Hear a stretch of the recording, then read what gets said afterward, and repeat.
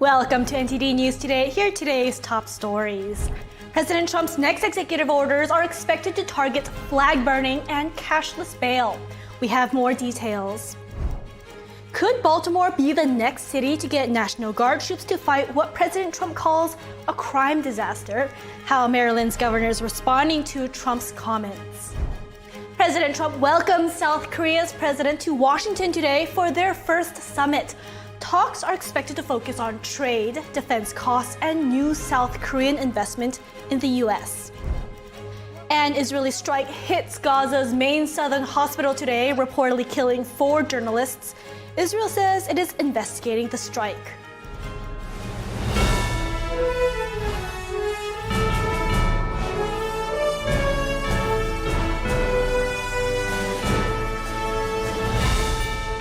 This is NTD News Today, live from our global headquarters in New York City. Today is Monday, August 25th. I'm Alice Tang. President Trump is expected to sign 2 major executive orders today, one targeting flag desecration, the other cashless bail. The first would make burning for or desecration of the American flag a crime, with violators facing prosecution. A White House fact sheet obtained by Fox News calls the flag the most sacred and cherished symbol of the United States, saying its desecration is uniquely offensive and provocative and often used by foreign groups to intimidate Americans. Under the plan, the migrants caught desecrating the flag could also face visa revocations. The second order moves to end cashless bail across the country by threatening to revoke federal funding from jurisdictions that release suspects without posting bond. The White House argues those policies let violent offenders back onto the streets, wasting resources and endangering law-abiding citizens. Attorney General Pam Bondi is preparing a list of targeted areas that could target places such as New York and Washington, D.C. 2 weeks ago, President Trump declared a crime emergency in Washington, D.C. and federalized the city's police force. Now, Baltimore could be the next. Daniel Monahan has more on that and other Trump administration updates. President Trump suggested Sunday he's considering sending National Guard troops to Baltimore to combat what he called a crime disaster. Trump wrote on Truth Social, "If Maryland Governor Wes Moore needs help like California Governor Gavin Newsom did in L.A., I will send in the troops, which is being done in nearby D.C., and quickly clean up the crime." That message came after Moore told CNN, "The president should walk the streets of Maryland before making judgments." Trump responded, "I assume he is talking about out-of-control, crime-ridden Baltimore? As president, I would much prefer that he clean up this crime disaster before I go there for a walk." Governor Moore strongly opposed the idea, saying the cost is not sustainable, and also that the move would be unconstitutional. Trump also threatened to reconsider federal funding for rebuilding Baltimore's Francis Scott Key Bridge, destroyed last year. He wrote on Truth Social, "I gave Wes Moore a lot of money to fix his demolished bridge. I will now have to rethink that decision." A recent U.S. News and World Report poll had Baltimore ranked the 4th most dangerous city in the country. Trump says other cities that could see National Guard troop deployment include Chicago and New York City. Meanwhile, Vice President J.D. Vance defended Trump's actions in Washington. Appearing on NBC's Meet the Press, he said letting vagrants and armed robberies take over your city is a policy choice. What President Trump is showing is that if you just empower local law enforcement to arrest and prosecute the bad guys, we can take back American streets. You, as a young family, whatever the color of your skin, you should not have to cross the street because there's a crazy person yelling at your children on the other side. You should not be worried that if you take your son out for a meal at 8 o'clock in the evening, an armed robber is going to assault your family. Vance says the federal takeover of law enforcement in D.C. is showing Americans that they don't have to live the way they've been living. Crime has dropped over 35% in the nation's capital in 10 days because of what Donald J. Trump has done. So is that mission accomplished? I think that there's so much more that we could do. Absolutely not. It's not mission accomplished. When you make such big progress in a matter of a week and a half, I think that you step on the gas and try to make D.C. even more safe. Trump also targeted the Senate's blue slip tradition, which allows home state senators from the minority party to block U.S. attorney and district court nominees. He urged Senator Chuck Grassley to scrap what he called an old and outdated custom so his nominees can move forward. Trump wrote, "I have a constitutional right to appoint judges and U.S. attorneys, but that right has been completely taken away from me in states that have just one Democrat United States Senator." Grassley has the power to change the practice and did so in 2017 for circuit court nominees. Trump ally Alina Habba, nominated as U.S. Attorney in New Jersey, is among those now stalled. Daniel Monahan, NTD News. Immigration and Custom Enforcement officials arrested Kilmar Abrego Garcia this morning. That's after he arrived for a check-in at the agency's field office in Baltimore, Maryland. The Salvadorian man is at the center of a high-profile deportation case. DHS Secretary Kristi Noem said on X that ICE law enforcement arrested him and are processing him for deportation. In an interview with Fox News, Trump's border czar Tom Homan said Abrego Garcia was absolutely going to be deported from the U.S. and said Uganda is on the table as a third country of removal. Abrego Garcia's case became a flashpoint in President Trump's immigration agenda after he was deported to El Salvador in March, despite a judge's ruling that he faced a well-founded fear of violence there. President Trump is hosting South Korean President Lee Jae-myung in Washington for their first summit today. This comes after a recent trade deal which lowered U.S. tariff goods on South Korean goods. Experts say the talks will likely focus on trade and military ties, with Washington pressing Seoul to pay more towards the cost of American forces stationed on the peninsula. Seoul recently agreed to increase its defense contribution, though it still spends far less than Washington's request of 5% of GDP. South Korea's foreign minister said the country may look for U.S. approval to reprocess or enrich its own nuclear material for industrial purposes. Seoul has said the leaders will also discuss South Korean investment in U.S. sectors like shipbuilding, chips, and electric vehicles. South Korea has agreed to invest $150 billion in shipbuilding, part of a wider package of U.S. projects to be announced during the visit. An Israeli strike hit a southern Gaza's main hospital today. The Hamas-controlled Gaza Health Ministry said 19 people were killed, including 4 journalists. Israel reacted to news of the strike, saying that IDF troops carried out a strike in the area of Nazar Hospital in Khan Yunis. It says an initial inquiry will be conducted as soon as possible. Israel further said that the IDF regrets any harm to uninvolved individuals and does not target journalists as such, adding that IDF acts to mitigate harm to uninvolved individuals as much as possible while maintaining the safety of IDF troops. One of the journalists reportedly killed during included Mariam Daga, a visual freelance journalist who also worked for the Associated Press. Al Jazeera and Reuters also confirmed their journalists and freelancers were among those killed. Continuing with Israel, Prime Minister Benjamin Netanyahu said Israel forces could start withdrawing from southern Lebanon. This follows the Lebanese cabinet's decision earlier this month to work toward disarming the Hezbollah terrorist group by the end of 2025. Netanyahu said today that if Lebanon takes the necessary steps to disarm Hezbollah, then Israel will respond with reciprocal measures. That would include a phased reduction of the Israeli military presence in the southern Lebanon. A diplomatic rift is brewing over anti-Semitism. France has summoned U.S. Ambassador Charles Kushner. This follows an open letter he published accusing the French government of failing to tackle a surge in anti-Semitism. The letter, published yesterday in the Wall Street Journal, voiced deep concern over what Kushner called a lack of sufficient action by Paris, citing a dramatic rise of anti-Semitism in France. He also criticized President Macron's plan to recognize Palestinian statehood, warning it would embolden extremists and endanger Jewish communities. Kushner, the father-in-law of Ivanka Trump, further stated that pro-Hamas extremists and radical activists have spread intimidation and violence across Europe since the October 7th attacks. France's foreign ministry dismissed the accusations as unacceptable and said Kushner will be formally summoned in Paris today. An indictment in case involving spying for China. An American man who worked at a U.S. military facility in Germany allegedly offered to supply sensitive information to China. German prosecutors said today he has been indicted on espionage charges. The suspect was arrested in Frankfurt in early November. He is charged with having declared his willingness to engage in espionage for a foreign intelligence service. He is accused of contacting Chinese authorities repeatedly in the summer of 2024 and offering to provide sensitive U.S. military information for Chinese intelligence.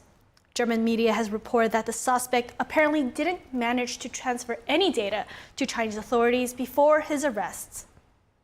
More details about the victims who were killed in a bus crash in upstate New York on Friday. Wildfires are forcing evacuations in California and Oregon, where flames have scorched tens of squares of miles. Firefighters say containment remains a challenge with high temperatures and low humidity.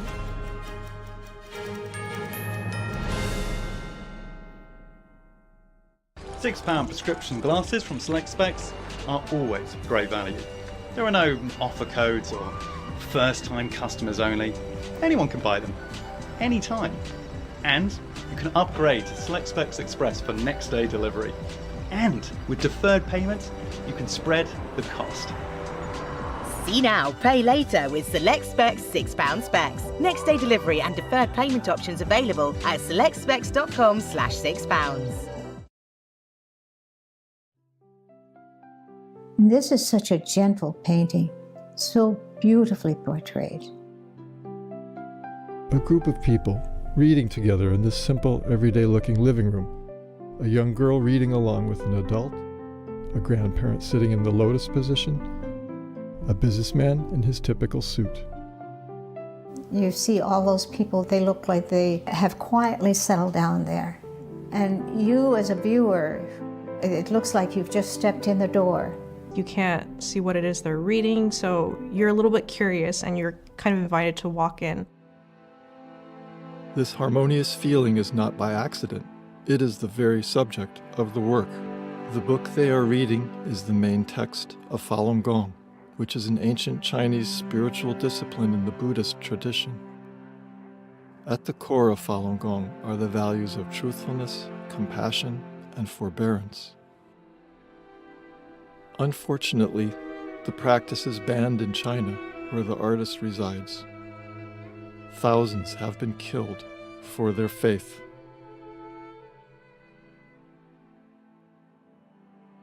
Golden energy blooms into the room as a result of their steadfast faith. The painting on the back wall reminds us of this work's title, Plum Blossoms in a Muddy World. It's also a metaphor for the practitioners that are sitting in the room as plum blossoms. They signify perseverance and hope that all brutal winters end and life is renewed once again. The magical painting.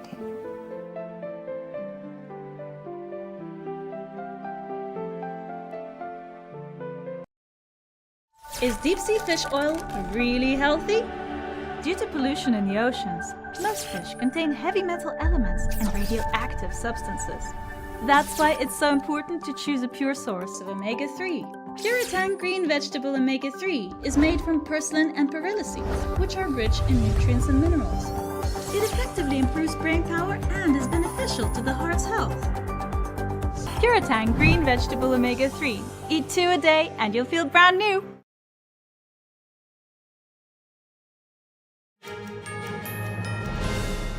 Great to have you back. Nearly 2.5 million people have signed a petition calling for leniency in the case of Harjinder Singh. He's the truck driver charged in a deadly Florida crash.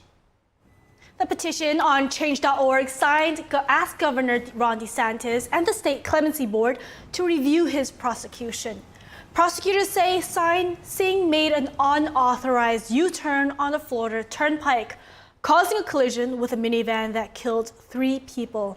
He was later arrested in Florida, arrested in California, returned to Florida, and ordered held without bond after a judge cited flight risk concerns. Supporters argue the crash was accidental and that the charges are too severe for the circumstances. Sign faces 3 counts of vehicular homicide. Authorities say Sign entered the U.S. illegally in 2018 and was later denied a commercial work permit. Governor DeSantis did not immediately respond to requests for comment. We're learning more details about the victims who were killed in the bus crash in upstate New York on Friday. Among them is a 22-year-old Columbia University student. Dozens of others were injured. Here are more details on the crash victims and the latest on the investigation. Investigators are trying to figure out what caused a deadly bus crash in upstate New York Friday.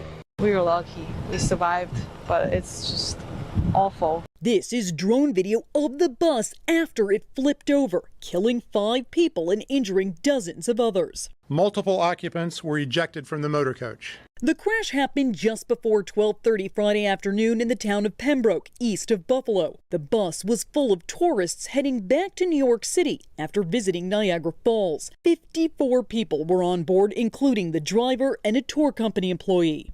We have a tour bus with 52 passengers, mostly foreign speaking. We have people ejected and people possibly under the bus at this point. Multiple agencies responded to the scene. Dozens of passengers rushed to the hospital with varying degrees of injuries. This is probably the most trauma patients we've had from one incident in my career here in Buffalo. Those killed were between 22 and 65 years old. The 22-year-old was a Chinese student attending Columbia University. A spokesperson for the university saying, quote, "This heartbreaking loss is felt deeply across our community." The community of Pembroke holding a vigil Saturday to honor those 5 victims. It's still unclear what exactly caused the crash, but law enforcement believe the driver likely became distracted. It's believed the operator became distracted, lost control, overcorrected. Authorities say it's too early to determine if charges will be filed. The University of South Carolina has given the all clear after issuing an alert yesterday over a possible active shooter on campus. Students were told to shelter in place yesterday while police conducted investigations around the library where the unconfirmed reports originated. University spokesperson Jeff Steinsland said in a statement that the alerts were sent out of an abundance of caution. Officials later said there was no evidence of a shooter and no reports of any shots having been fired. Steinsland said there were 2 minor injuries reported related to the evacuation procedure. This is days after similar false reports of active shooters at Villanova University and the University of Tennessee at Chattanooga. Thousands of people are under evacuation orders in California and Oregon as wildfires burn across the western United States. Fire crews are battling difficult terrain, high heat, and low humidity. In Napa County, the picket fire has scorched more than 10 square miles and was only 11% contained by last night. About 190 people were ordered to evacuate, while hundreds more were under warning as the blaze threatened 500 structures in Oregon. The flat fire near Sisters have burned nearly 30 square miles with nearly 4,000 homes under evacuation notices. Fire officials say containment efforts continue by air and ground. Local media reported the cause of both blazes remain under investigation. And now, NTD's Profile of Services. Chris Bob sat down with 2 remarkable veterans, Jeremy Locke and Santos Lopez, who have carried their commitment to the country into civic life. They share about the challenges, camaraderie, and lasting benefits of serving their country, and how to raise the next generation with a sense of duty and patriotism.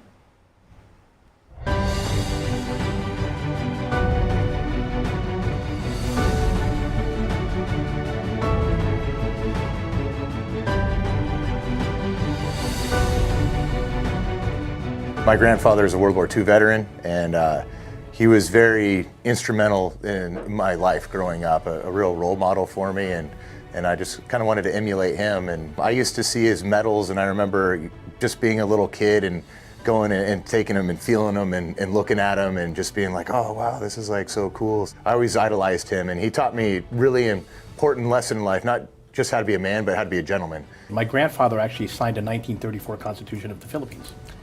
And then when growing up, he was talking about, MacArthur shall return, Bataan Death March, things like that with the cultural stuff with America and the United States. And that kind of inspired me. Then we moved here when Marcos declared martial law and stuff when I was a small kid. And then I started with everybody else. You play with the little G.I. Joe guys, and then I just grew up with that culture, had fun, and that's what I wanted to be. And the next thing you know, I went to junior ROTC in high school, joined Sea Cadets, and had a great time, and I joined the Navy. That's what made me start. What are your thoughts on the current perception of the military from young people's perspective? I think it's super important to remember exactly what the military is for, which is the protection of our country and our interests, both foreign and domestic, right? And that was something I kind of struggled with in my time in the military too, is exactly what are we doing here? It's not a social experiment, it's about the protection of our great country. So I think that's really important to remember why we're doing it and making sure that there's nothing wrong with being tough still, right? We still need tough people to react to tough situations in the world. I would like to see kids get back to that. Get out there, not be afraid to break a bone out on the football field or playing with your friends instead of being in front of a device all the time. I'm a Gen Xer. It's partially our fault because we kind of gave our kids, made it soft. But at the same time, that's what parents are for. You always want better for your kids. Mm-hmm. And you're absolutely right with the military today. Our job is to support and defend the Constitution against all enemies, foreign and domestic. Back to the original question, the recruits of today can be a little bit of both. You can have that rough guy, but we can also take some of the softer side because there are a lot of jobs that aren't combat related. So we have to have a mix of both. You have to have your field, your operators that are good at what they do, and then you have to have support crew in the back that are good at what they do. I mean, we just have to think of how to work more together, but we all have to have the same mission, is protect the United States. If you're interested in joining the Army, talk to somebody who's in the Army, or to talk to somebody who was in the Army. Don't rely on stuff being fed to you. Actually go out and do some research. Everything is so easy nowadays and designed to just make it scrollable or clickable or anything like that. Sit down and have a conversation with somebody who actually has the experience in that field, and in this case, in the military. Just talk to the source. What was one of the biggest challenges that you faced when you joined? When I really think about my time in there, the physical demands, the mental demands, that stress, that actually wasn't the most difficult part. That actually gave me a sense of accomplishment. But when I look back on it as a veteran who's been diagnosed with post-traumatic stress, so I now have an organization that I started that has a Heal the Heroes program that is designed to help veterans in the military and first responder community deal with issues of anxiety, stress, depression. When I take a look back on it, the biggest struggles I had was the stigma about if you go and you are feeling a certain way and you want to see a mental health provider, that's kind of taking a knee on your team. So when I really look back at it, that environment of it's okay if you're physically hurt, but it's not okay if you're emotionally hurt, I think that was one of the more tough things for me, just making sure that we're taking care of ourselves both physically and mentally. And that's not weakness. That is another way of strengthening and making yourself more resilient to be more mission capable. The issue I had, like you said before, was that mental things. When you're put into certain situations, you have post-traumatic stress, post-traumatic growth. And then when I was in the 80s, it was to suck it up and deal with it. Mm-hmm. And then even when I got out, it took me like 2 years to transition from that world because, for example, your payroll was done for you, your medical was done for you, and then all of a sudden you're thrown out of the real world and you had to do that all for yourself. I mean, it took me a couple of years to readjust from that, trying to find who I was again. And then I had to turn, that pain or passion into purpose again. But like what that saying always goes, what doesn't kill you makes you stronger. I do view my time in the military, both good, bad, and ugly, as it was a training ground for what God has intended for me now and the mission that I am on now. And all of those experiences that we go through, it's a superpower that we all have. We all have the ability, no matter what happens to us, positive or negative, we can decide how we react to it and how we process that. And that's something that I've been that I've been able to do now, and it's a learned process. But so I value all of my experiences in the military because I now have that understanding that shaped me and molded me into this person now that I am, and I can go out and work with my organization, Air Recovery, and our partners and go out and help people that are in their greatest time of need. That's fantastic. What about you, Santos? What I miss the most is the friendships that you created that last forever. I have friends that I went to boot camp with and I'm still friends with now. Mm-hmm. And my son, it's actually funny, we were at Fisherman's Wharf in San Francisco, and it was my friend who was a Marine. I was a Navy corpsman myself, and we decided to take my son who just retired. He was still an infant at the time. And we were going to Fisherman's Wharf, and we took the stroller out of my Ford Escort back in the day, and then we tried to open it. A Marine, 2 corpsmen couldn't figure out how to open the stroller. And there was this crowd building around us. And then all of a sudden, what's this little red button do? We flipped it, the thing popped open. And all of a sudden we got this cheering ovation from the entire tourist crowds from all over, from this tour bus that watched us open this stroller. But it was just kind of funny. It's the moments like that you remember. I'm more family with some of the guys I served with than I am with my own family. Mm-hmm. You know, you don't put politics aside, you don't look Republican, Democrat. At the end of the day, we're all in the same foxhole. I got your back, you got mine. Mm-hmm. And it's putting what's first is America first. And we have to support and defend the Constitution and one of our jobs, not political, not politics. That's what it's about. It's taking care of each other and your teammates.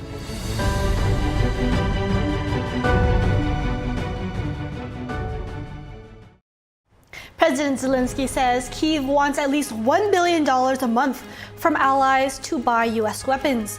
More on his comments. China's property giant Evergrande was kicked off the Hong Kong Stock Exchange. The delisting marked an end to the boom and bust saga for its investors. We have the details back soon.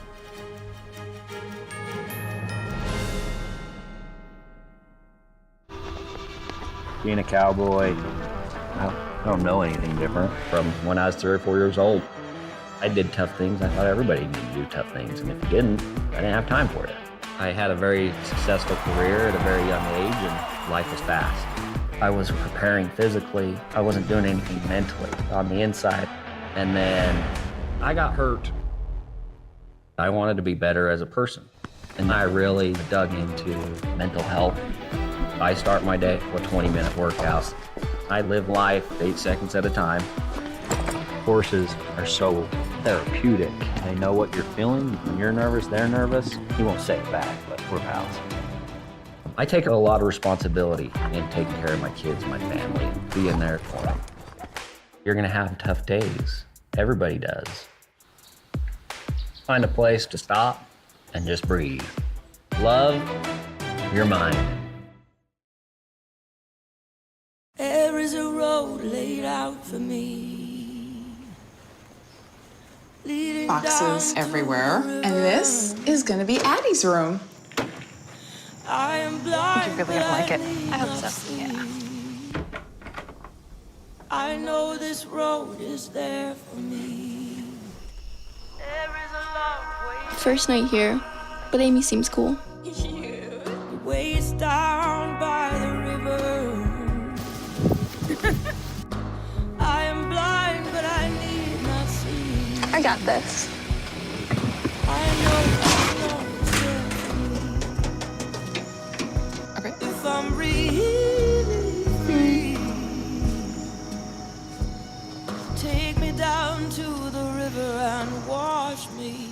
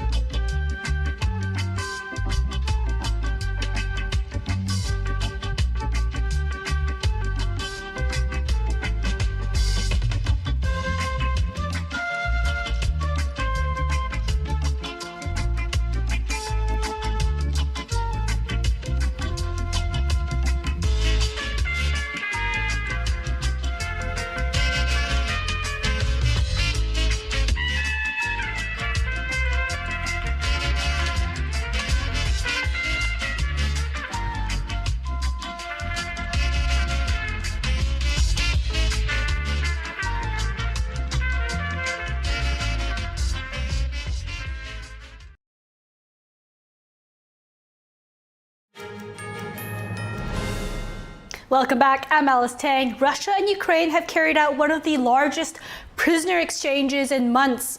The swap took place on Ukraine's Independence Day as discussions continue over an end to the war and security guarantees for Ukraine. Here's more.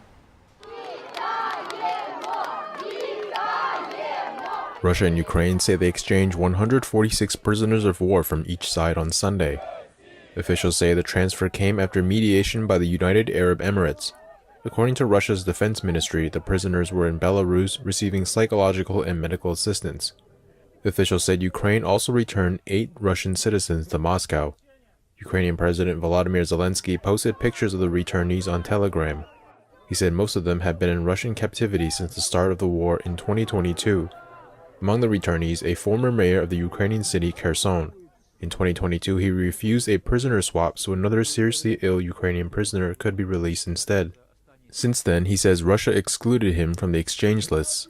I always wondered what would be the new date of my birthday, and I am very happy that my alternative birthday turned out to be on the 24th of August. August 24th is when Ukraine celebrates its Independence Day. Several iconic landmarks around the world were illuminated with the colors of the Ukrainian flag Sunday, including the Empire State Building, the Eiffel Tower, and the Colosseum in Rome. President Zelenskyy marked the occasion in Kyiv alongside U.S. Special Envoy Keith Kellogg and Canadian Prime Minister Mark Carney. And with every step of this war there, with pressure on Russia, with their real losses, we know that peace for Ukraine is getting closer. Carney pledged Canada's continued support and urged allies to step up efforts to deter Russian aggression. Because if Russia's aggression goes unchallenged, it will not stop here. Carney said he wouldn't rule out Canadian troops in Ukraine as part of future security guarantees. Speaking on NBC's Meet the Press with Kristen Welker, U.S. Vice President J.D. Vance said Russia has made significant concessions toward a negotiated settlement with Ukraine. He said Moscow has acknowledged there is going to be some security guarantee to Ukraine's territorial integrity. In an interview published Sunday on NBC's Meet the Press, Russian Foreign Minister Sergei Lavrov proposed a group of nations, including the United Nations Security Council members, should be the ones to enforce that guarantee. And guarantors would be guaranteeing the security of Ukraine, which must be neutral, which must be non-aligned with any military bloc, and which must be non-nuclear. All this comes a day after Russia says Ukraine attacked one of its nuclear plants in the western Kursk region. Officials say drones targeted several power and energy facilities, but there were no injuries. Ukraine did not immediately comment on the alleged attack.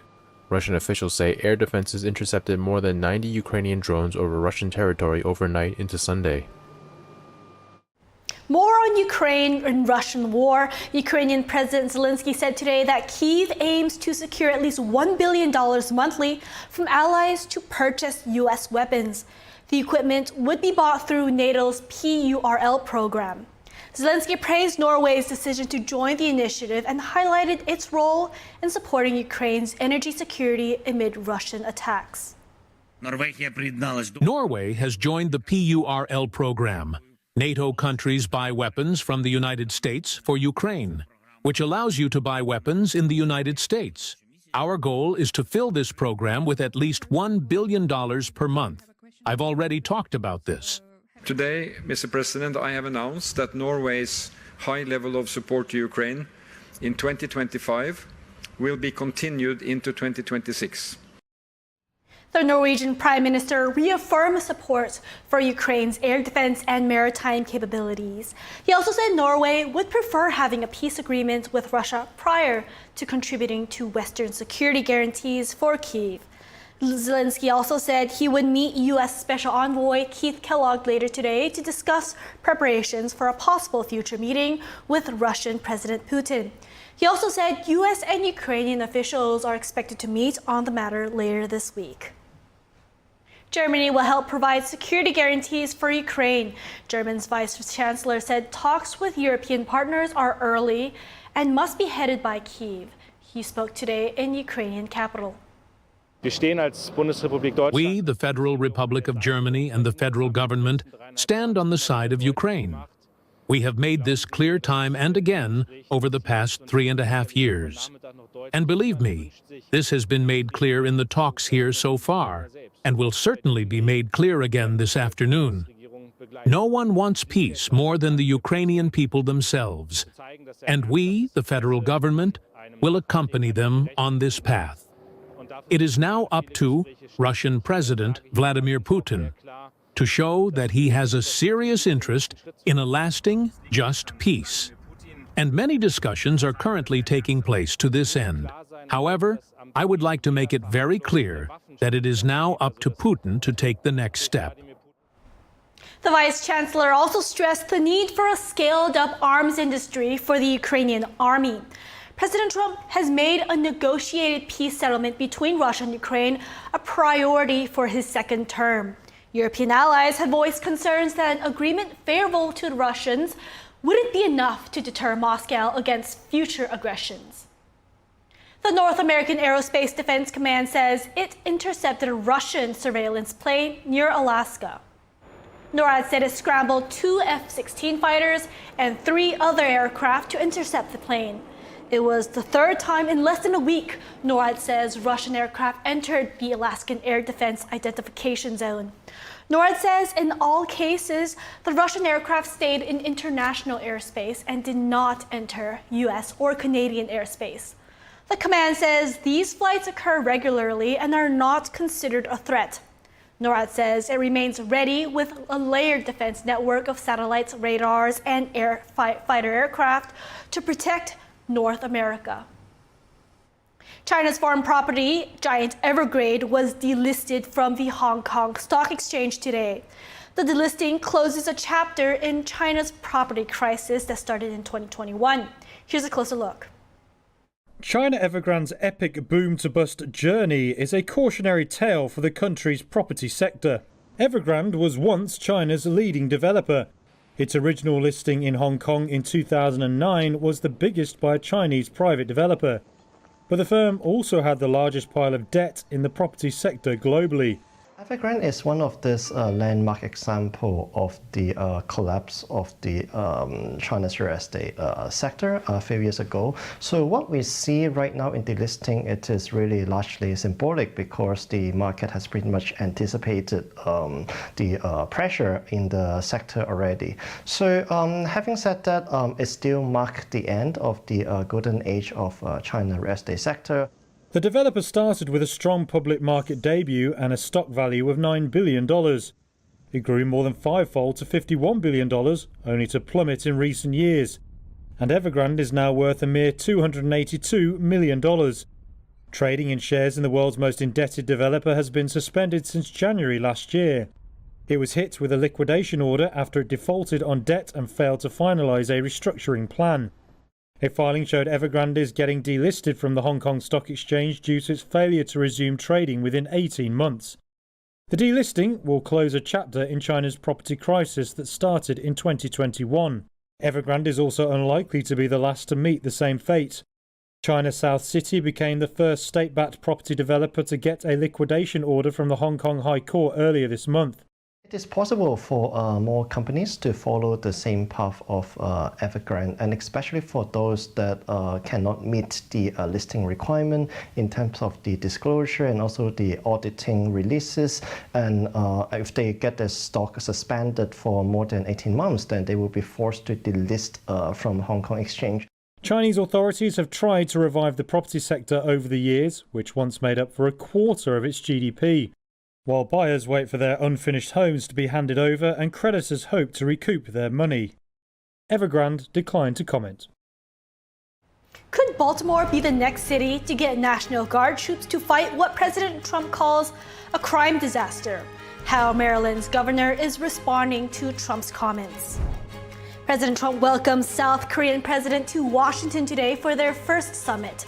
Talks are expected to focus on trade, defense costs, and new South Korean investment in the U.S.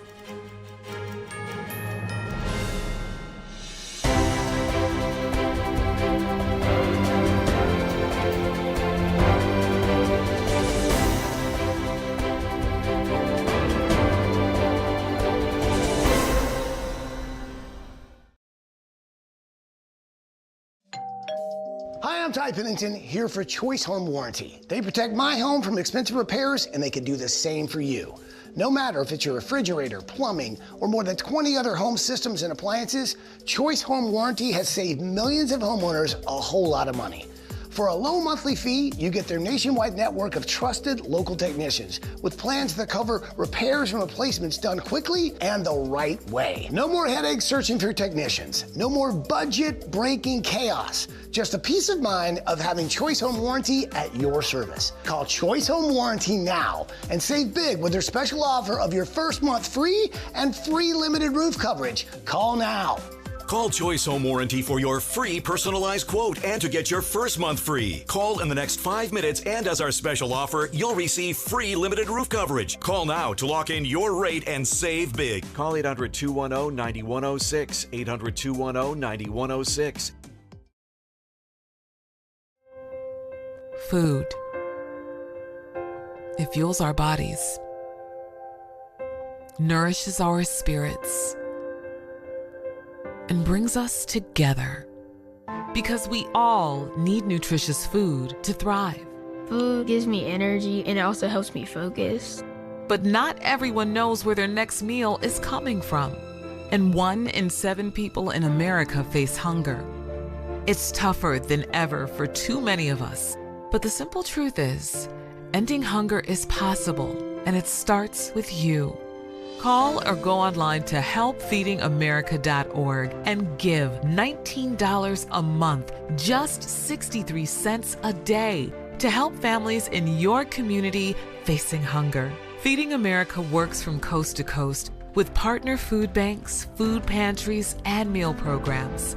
Your monthly gift delivers food where it's needed most, puts fresh food on the table, and helps kids have healthy meals all year round, even when school is out. You can see the difference with the kids when they're full. Food is everything.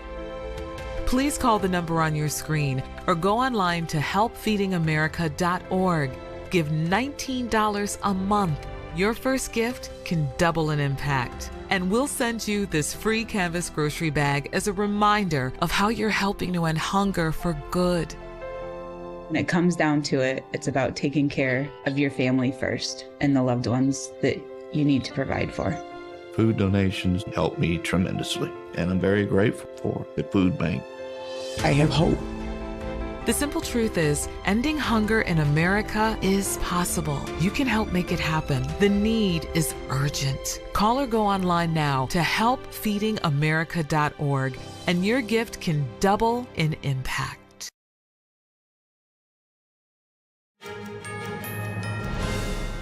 Welcome back. President Trump is expected to sign 2 major executive orders today. One targeting flag desecration, the other cashless bail. The first would make burning or desecrating the American flag a crime, with violators facing prosecution. A White House fact sheet obtained by Fox News calls the flag the most sacred and cherished symbol of the United States, saying its desecration is uniquely offensive and provocative and often used by foreign groups to intimidate Americans. Under the plan, migrants caught desecrating the flag could also face visa revocations.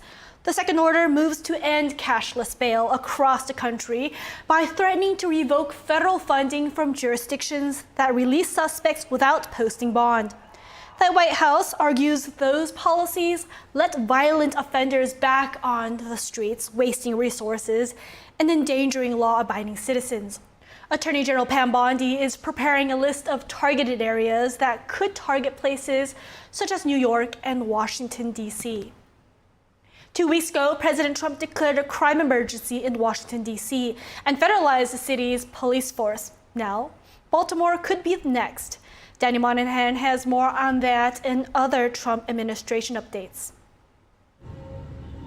President Trump suggested Sunday he's considering sending National Guard troops to Baltimore to combat what he called a crime disaster. Trump wrote on Truth Social, "If Maryland Governor Wes Moore needs help like California Governor Gavin Newsom did in LA, I will send in the troops, which is being done in nearby DC, and quickly clean up the crime." That message came after Moore told CNN the president should walk the streets of Maryland before making judgments. Trump responded, "I assume he is talking about out-of-control, crime-ridden Baltimore? As president, I would much prefer that he clean up this crime disaster before I go there for a walk." Governor Moore strongly opposed the idea, saying the cost is not sustainable, and also that the move would be unconstitutional. Trump also threatened to reconsider federal funding for rebuilding Baltimore's Francis Scott Key Bridge, destroyed last year. He wrote on Truth Social, "I gave Wes Moore a lot of money to fix his demolished bridge. I will now have to rethink that decision."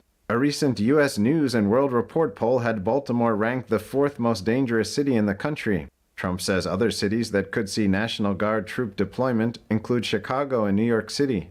Meanwhile, Vice President J.D. Vance defended Trump's actions in Washington. Appearing on NBC's Meet the Press, he said letting vagrants and armed robberies take over your city is a policy choice. What President Trump is showing is that if you just empower local law enforcement to arrest and prosecute the bad guys, we can take back American streets. You, as a young family, whatever the color of your skin, you should not have to cross the street because there's a crazy person yelling at your children on the other side. You should not be worried that if you take your son out for a meal at 8 o'clock in the evening, an armed robber is going to assault your family. Vance says the federal takeover of law enforcement in D.C. is showing Americans that they don't have to live the way they've been living.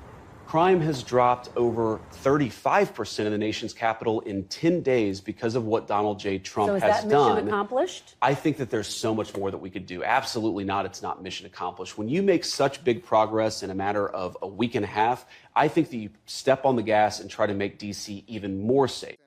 Trump also targeted the Senate's blue slip tradition, which allows home state senators from the minority party to block U.S. attorney and district court nominees. He urged Senator Chuck Grassley to scrap what he called an old and outdated custom so his nominees can move forward. Trump wrote, "I have a constitutional right to appoint judges and U.S. attorneys, but that right has been completely taken away from me in states that have just one Democrat United States Senator."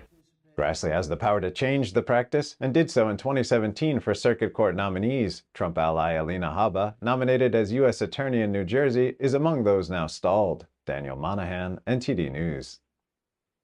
Immigration and Customs Enforcement officials arrested Kilmar Abrego Garcia this morning.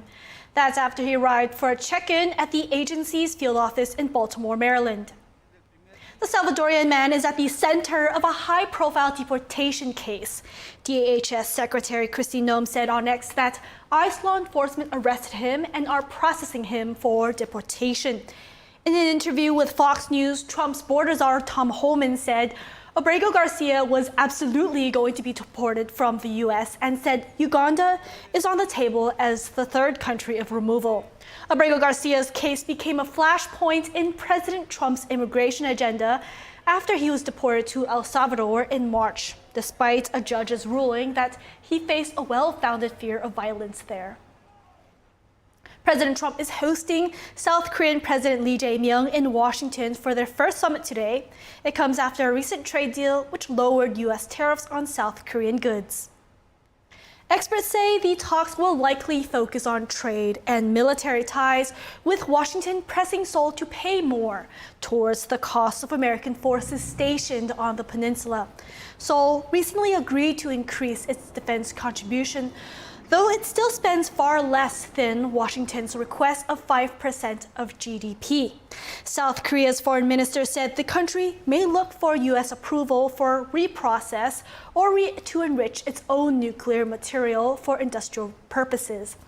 Seoul has said the leaders will also discuss South Korean investment in U.S. sectors like shipbuilding, chips, and electric vehicles. South Korea has agreed to invest $150 billion in shipbuilding, part of a wider package of U.S. projects to be announced during the visit. President Trump is signing an executive order at the Oval Office. We're tuning in right now. We're going to be discussing it, and I watched as a very incompetent mayor from Chicago said, well, what do they know? They only arrested 9 people. I said, 9 people? We didn't arrest 9 people. We actually arrested a total of well over 1,000 people. We took hundreds of guns away from young kids that were throwing them around like it was candy. We apprehended scores of illegal aliens. We seized dozens of illegal firearms. There have been 0 murders. It sounds sort of terrible to say. It's embarrassing. I did this over the weekend. I'm making a speech, and I acted like I was so proud as I said, we've had 0 murders in the last week. And some of these people were from foreign countries. They said, that doesn't sound so good. And I said, well, it doesn't sound good, but Washington was the most dangerous place in this country. And now, you know what? It's probably the safest place in our country. Everyone's starting to come here. The restaurants now you can't get in. Many of them closed because they couldn't open with crime. Everybody before me is happy what I'm doing. Most of you won't say that because you're radical left. The newspapers are so dishonest. The press is totally dishonest, but that's all right. We've gotten used to it. And we won in a landslide, so they obviously lost their power. I mean, it's impossible to imagine that when you get 97% negative stories, purposely negative stories, even though you've done 97% positive things, that you could win an election in a landslide, winning all 7. Think of it, all 7 swing states, winning by the popular vote by millions of votes.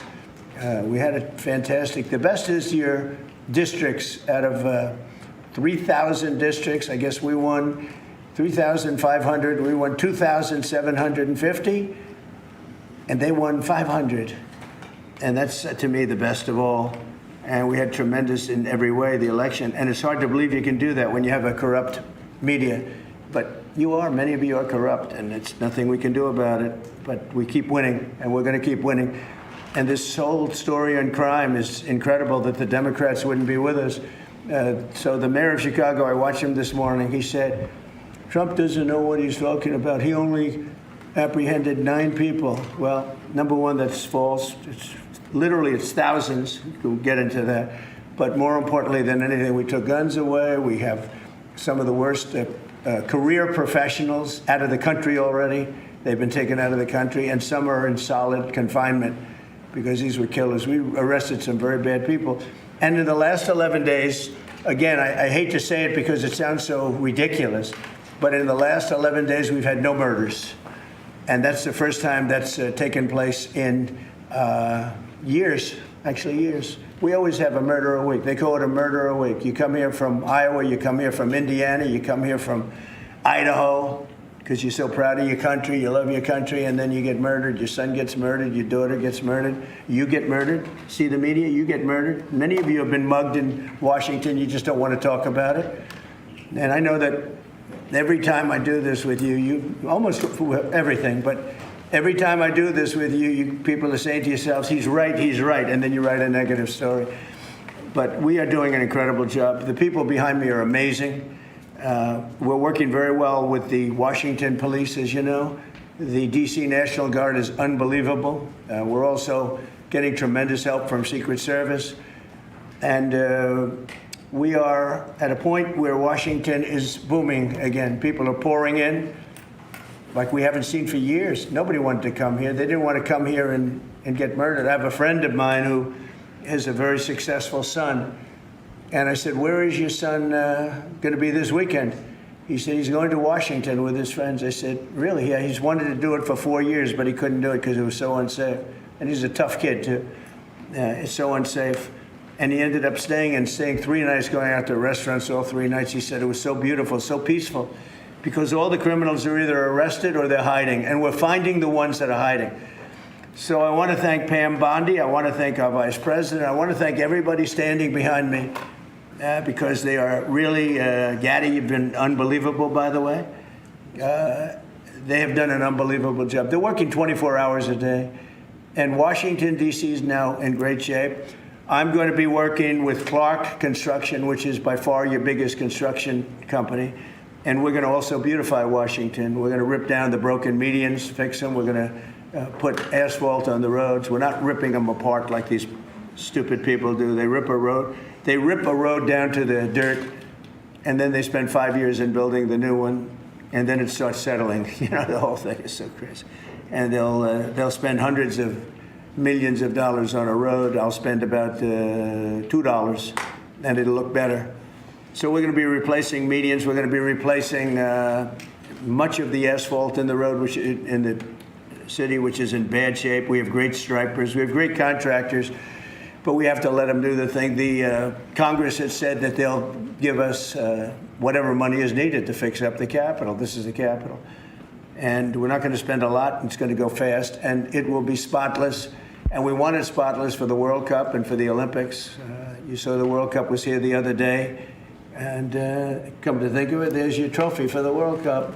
In fact, it's solid gold. That's actually solid gold, so heavy that some of the people in this room wouldn't be able to lift it up. I think what I'm going to do is place it right above the angel, right over there. That's solid gold, too. We're going to put it right up there. Look at that. There's a solid gold trophy. They know how to get to me, you know. I like the angel better, to be honest with you. So we're going to sign, and then we'll take a few questions, and we'll tell you how good a job we're doing. We want to go from here to other places, but I was telling some of the people that in a certain way, you really want to be asked to go. You know, I hate to barge in on a city and then be treated horribly by corrupt politicians and bad politicians, like a guy like Pritzker. He ought to spend more time in the gym, actually. This guy is a disaster. Gavin Newsom's a disaster. When we went, we saved Los Angeles. You wouldn't have been able to have the Olympics in Los Angeles. You're barely able to have it now. They did lose 25,000 houses to a fire that should have never occurred because they didn't let the water come down from the Pacific Northwest, which you guys don't want to write about. I had to break into the water supply to let the water down. And even now, we want more. We can have much more. It's less than half of what should be coming in. I don't know, they have a political thing about it. It's like the craziest thing I've ever seen. But I don't like going to a town, a city, place, a state, and then be criticized by some corrupt or incompetent governor where crime is rampant. Like, take a look at D.C. Crime was rampant. It was at the all-time worst. It got really bad during the Biden 4 years. And then I have a mayor stand up and say how crime has reached a 30-year low. 30-year low. People are being killed left and right, and it's not a 30-year low. Think of it. So for 11 days, there have been no murders. The record goes back years where that's happened. They haven't seen that happen in years. And then people stand up, and instead of thanking us, which they should do, and she's not that bad. She's better than most. But, you know, you have people. I watched in Illinois. Chicago, Illinois is a disaster. I have property there. It's a disaster what's going on in Chicago. And you get Pritzker, he's violating our rights. I think this is another men and women's sports thing. I think this is one of those, you know, they call them 80-20 issues. I call them 97-3. I think the Democrats better get smart. And, you know, politically, I hope they don't. But actually, in terms of love for the country, I hope they do, because it would be good to work together. So I'm thinking about, you know, when I have some slob like Pritzker criticizing us before we even go there. I made the statement that next should be Chicago because, as you all know, Chicago's a killing field right now. And they don't acknowledge it. And they say, we don't need him. Freedom, freedom. He's a dictator. He's a dictator. A lot of people are saying maybe we like a dictator. I don't like a dictator. I'm not a dictator. I'm a man with great common sense, and I'm a smart person. And when I see what's happening to our cities, and then you send in troops, instead of being praised, they're saying you're trying to take over the republic. These people are sick. But I'm really saying, and I say this to all of you, in a certain way, we should wait to be asked, because they have cities that are so under control, you know, out of control. So we go in and fix it. They take the full credit for it, and they go out and say, I heard it this morning. They're saying how well they've done over the last 10-day period, that they set record lows. They don't say that we're there with very tough people, by the way. They have to pass a toughness test. Otherwise, they're not working for us. So, and we're allowed to do that now, according to the United States Supreme Court decision. Now, they have to pass a toughness test. If they're not tough, we don't want them for this job. They might be great for other jobs, but not for this job, because they're respected. You saw the gang of kids. They were all huddled up, and a group of soldiers walked up. They never even got over. Those kids ran back to their homes or wherever the hell they came from. They were gone. This is one of the safest cities right now in the world, as crazy as that sounds. And it took 7 days. It took really 3 days, but we're now in our 11th day.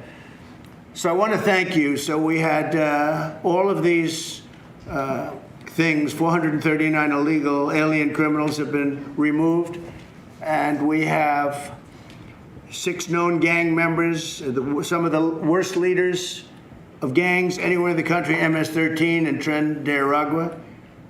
We have 2 missing children that have been recovered. They thought they were gone. We brought them back to the family. The family started crying. They couldn't believe that they saw their child again. 49 homeless encampments have been removed. Like we have the head of South Korea coming in a little while, the president, and he drives down the street. Already, his people have told me, he said, what happened? It's so clean. We always came here, it was filthy dirty with homeless and papers all over the road. That's the other thing. Those roads are swept immaculate, but they're going to be much better in a few months when we put a topping on them. They're going to look like they're brand new. We'll get rid of those rusty old medians that have been crashed into 1,000 times, and they don't fix them. They just let them, they lay them down on the road and they sit there for months. But we don't do that. We don't run things. We run things like we run this. We like clean, we like beautiful, and we like safe, and that's what we're getting. So I'll start signing the executive orders. To me, this is a very, very big deal. One of the executive orders has to do with cashless bail. That was when the big crime in this country started. And I can tell you who did it, when, but I don't want to do that because others followed pretty quickly. But that was when it happened. Somebody kills somebody, they go in, don't worry about it, no cash, come back in a couple of months, we'll give you a trial. You never see the person again. And I mean, they kill people and they get out. Cashless bail. They thought it was discriminatory to make people put up money because they just killed 3 people lying on a street. Any street all over the country, cashless bail. We're ending it, but we're starting by ending it in D.C., and that we have the right to do through federalization. Okay, let's go. Could I ask you to say exactly what this is? Of course. So as you've consistently identified, sir, cashless bail policies are a key driver of the disorder we see on city streets all over America. Catch and release system allows criminals to keep going back out onto the street and reoffending. What this executive order does, it charges your attorney general with identifying jurisdictions all over the country that have cashless bail policies, and then it withholds or revokes federal funds and grants that are flowing to those jurisdictions to ensure that we're only supporting the people who have reasonable common sense policies around crime. So what area does it cover? Potentially anywhere that has a cashless bail policy. So some of the largest cities, some of the most left-wing states in America. Almost all of them, right? Illinois would be a great example of that, sir. Oh, they have a great cashless bail. You don't even have to go to court sometimes. No, Illinois, I love that state. It's a great state, but it's run so badly by Pritzker. They threw him out of the family business and he becomes governor. Now he wants to run for president. I don't think that's going to happen. Okay, we'll sign right here, right? Sir.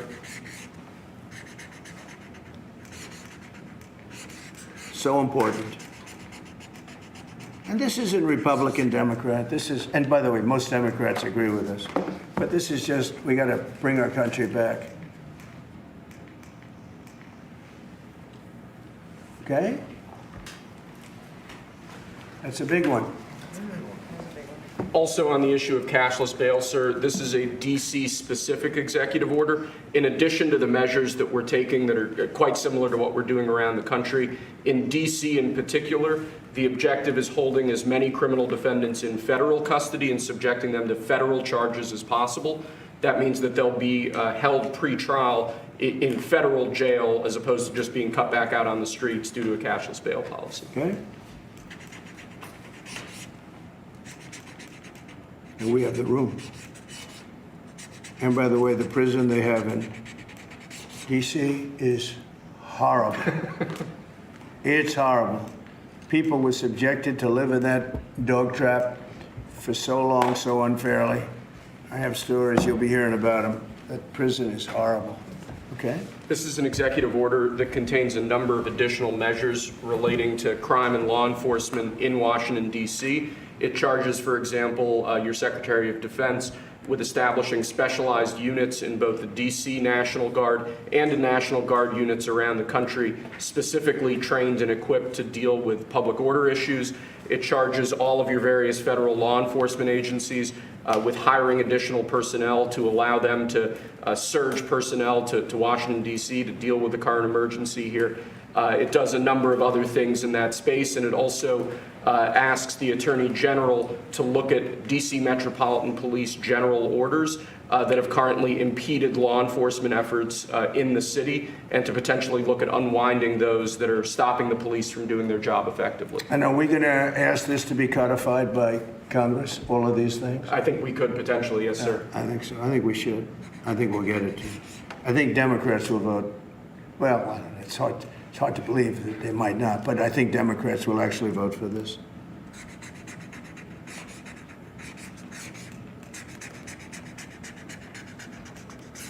There's no auto pen that can do that, right? Look at that, Pam. Is that a good signature? Seriously, is that a good signature? Who can write like that? Nobody.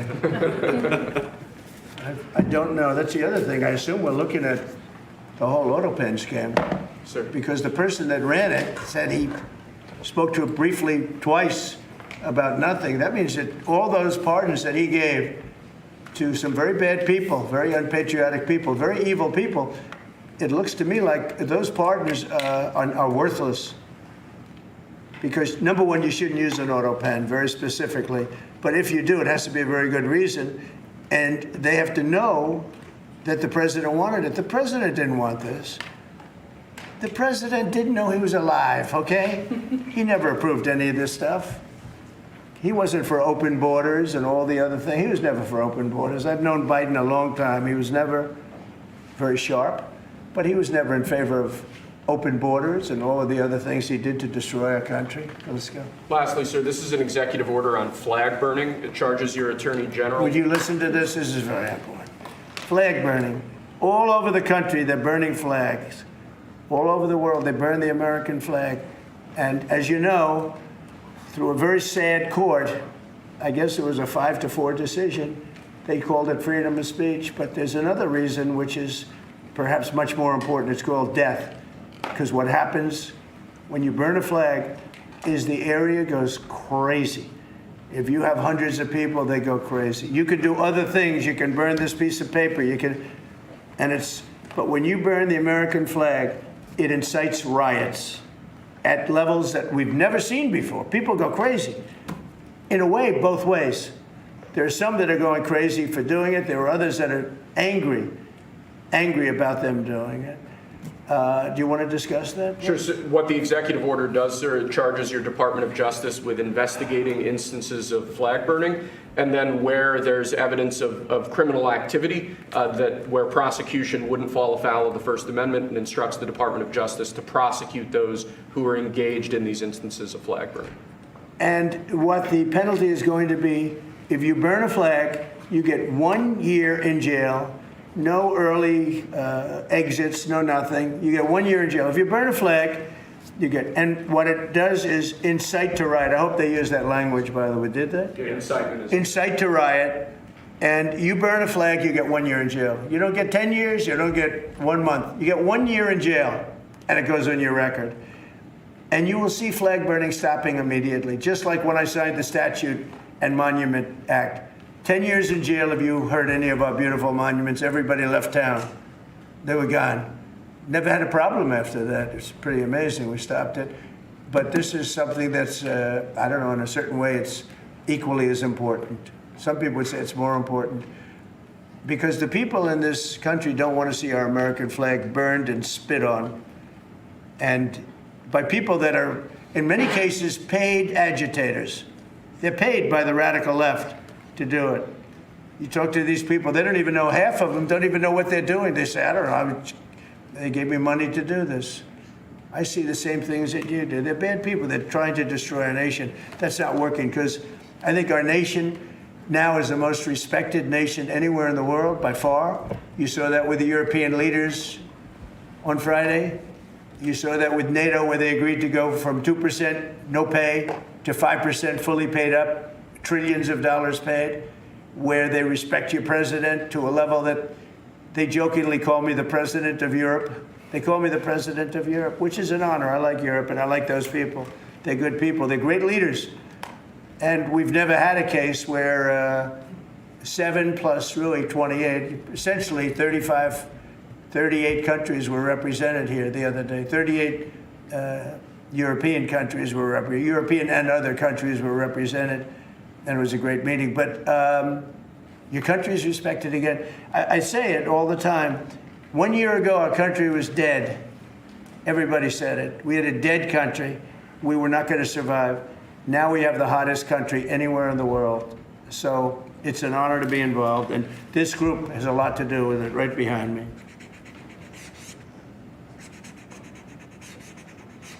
Does anybody behind me have anything? Pam, would you like to say something? Mr. President, thank you for keeping D.C. safe. You know, just a couple examples of a mother, a single mom, whose house was burglarized, and the defendant got out on cashless bail, went back the next night and burglarized her house again. That's why this is so important. A man got in a fight with another guy. He had a gun. He was let out. Next night, he got out, went back and killed him. So that's why it's so important, President, what you're doing. And thank you for protecting the American flag. And we'll do that without running afoul of the First Amendment as well. And President, I think I think Gaddy Serralta had something he wanted to give you on behalf of all the law enforcement who are out there every single night. Yes, thank you for putting me in charge of this surge. As the director of the United States Marshal Service, it's the oldest law enforcement agency. It was created in 1789. So on behalf of all the federal law enforcement agencies that we're working with and those that have yet to join the team, we thought it was only appropriate to present you with an honorary United States Marshal Service badge. And this badge comes with this little item right here, which is a handcuff key, Mr. President, because you continue through your policies and your efforts with your staff to unhandcuff law enforcement officers all over this nation. And I can tell you personally that they thank you for that. Thank you. That's beautiful. So you can continue unhandcuffing law enforcement. That's a very great honor. I'll save that and put it someplace up, which is important. Thank you very much, Gary. I appreciate it. Thank you very much. Really nice. Thank you. That's very nice. Thank you. Well, we love those people. They're brave and they love our country and they don't want to see it. Do you know how many people volunteered for this job? And before I ask the VP to say a few words, because he feels very strongly about it, I think it's very important, Pam, that when we do this, that a state they come and ask us. I mean, I see Pritzker saying, we don't want them. In the meantime, a city is being shot to hell. And they do that politically. And they probably do want it. If we didn't go to Los Angeles, you would literally have had to call off the Olympics. It was so bad. And the sheriff and the law enforcement people, but the sheriff said, and he came out very strongly, he said, if we didn't have these people, we were not able to control it. Now, 4 days later, after we had it totally under control, we did that quickly. He changed his tune a little bit. Well, I think we could have done it, you know. They were dead. If we didn't send in the troops, Los Angeles was dead, the Olympics was gone, the World Cup was gone, everything was gone. We did a great job. And Newsom, he's an incompetent governor. But I think people should want us to be there because otherwise all they'll do is complain as we do our job. So we'll have to think about that, okay? We go in, like in Washington, we go in and the people that are here that have been doing, I don't want to say terrible because she happens, you know, she's a nice woman, yes. I don't care about if she's nice, you know, I really don't care. I want her to do, I'd rather have her be horrible but do the job.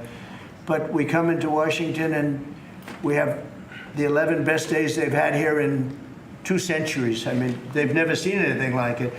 Let's go 2 decades. In over 20 years, they haven't seen anything like what happened.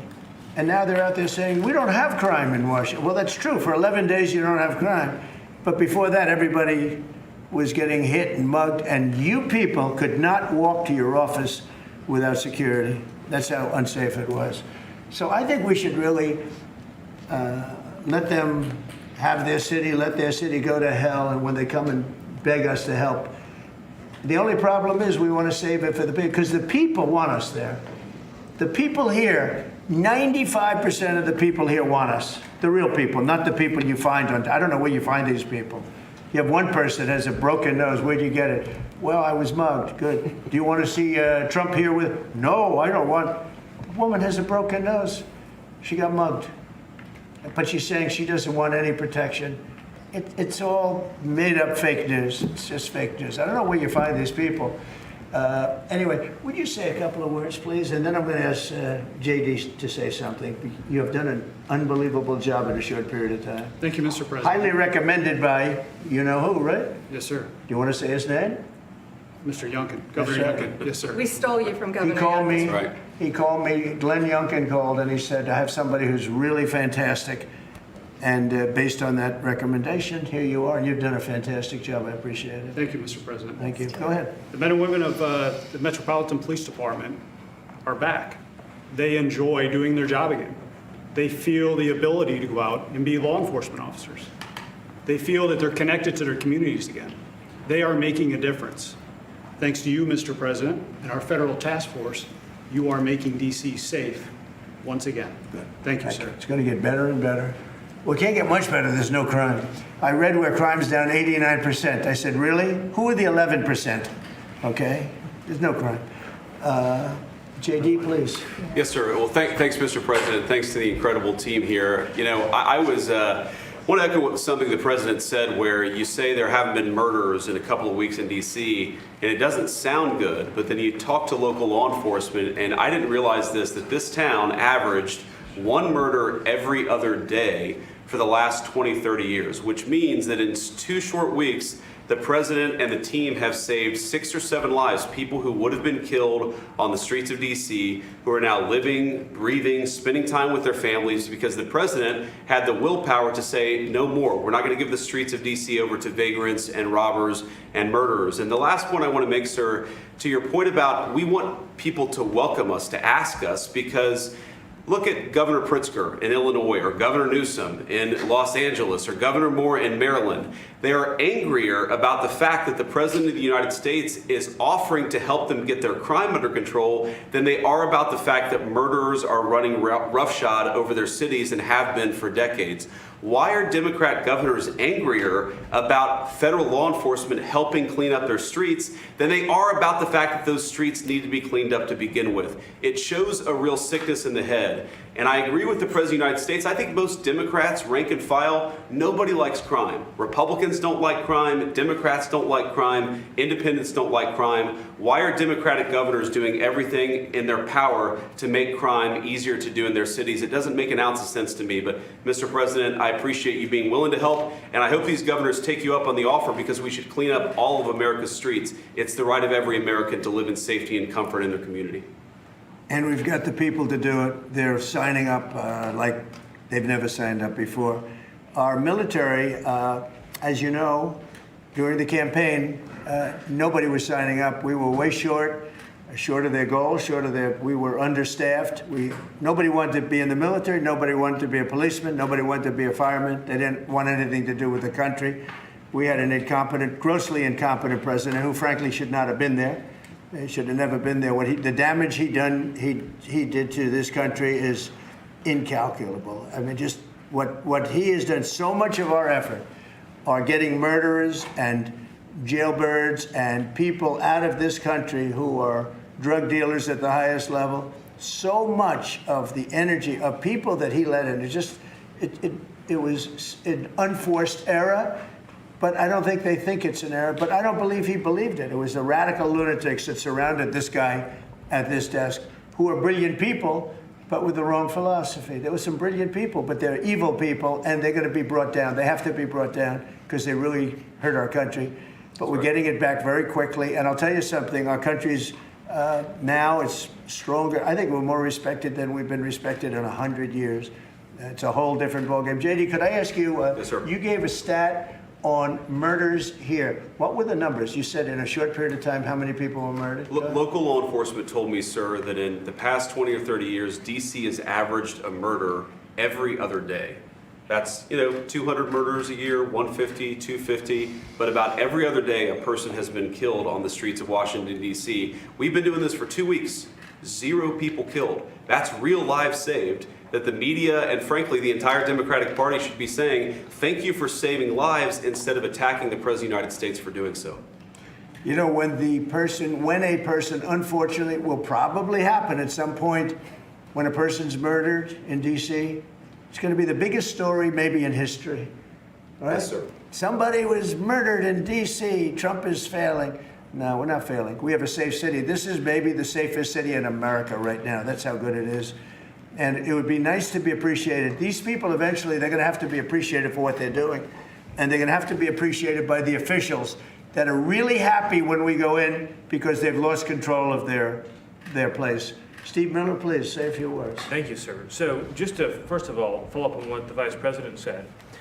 No police officer working in the city can remember a time in their lives when there has been no murders.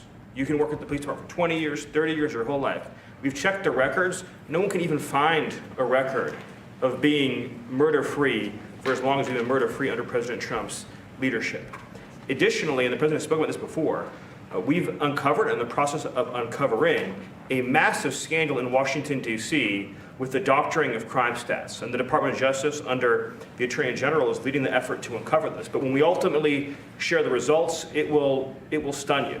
The extent to which, even though D.C. had the worst crime in America, honestly measured, it dramatically understated how bad it was. There's even accusations that murders and homicides were reported as accidents instead of murders. I mean, this is how severe the manipulation of the crime data has been in this city, and it will all be uncovered and it will all be brought to light. You know, I've had a chance to spend some time, as has everyone here, with the police officers in the city. Members of the public are going up to them and thanking them, just overflowing with gratitude, because for the first time in their lives, they can use the parks, they can walk on the streets. You have people who can walk freely at night without having to worry about being robbed or mugged. They're wearing their watches again. They're wearing jewelry again. They're carrying purses again. People had changed their whole lives in this city for fear of being murdered, mugged, and carjacked. It is a literal statement that President Trump has freed 700,000 people in this city who were living under the rule of criminals and thugs. And the last thing I'll say is that under the efforts of Terry, to my left and many here, what they found also is that the street criminals here in Washington, D.C. were doing business directly with the transnational criminal cartels, the foreign terrorist organizations.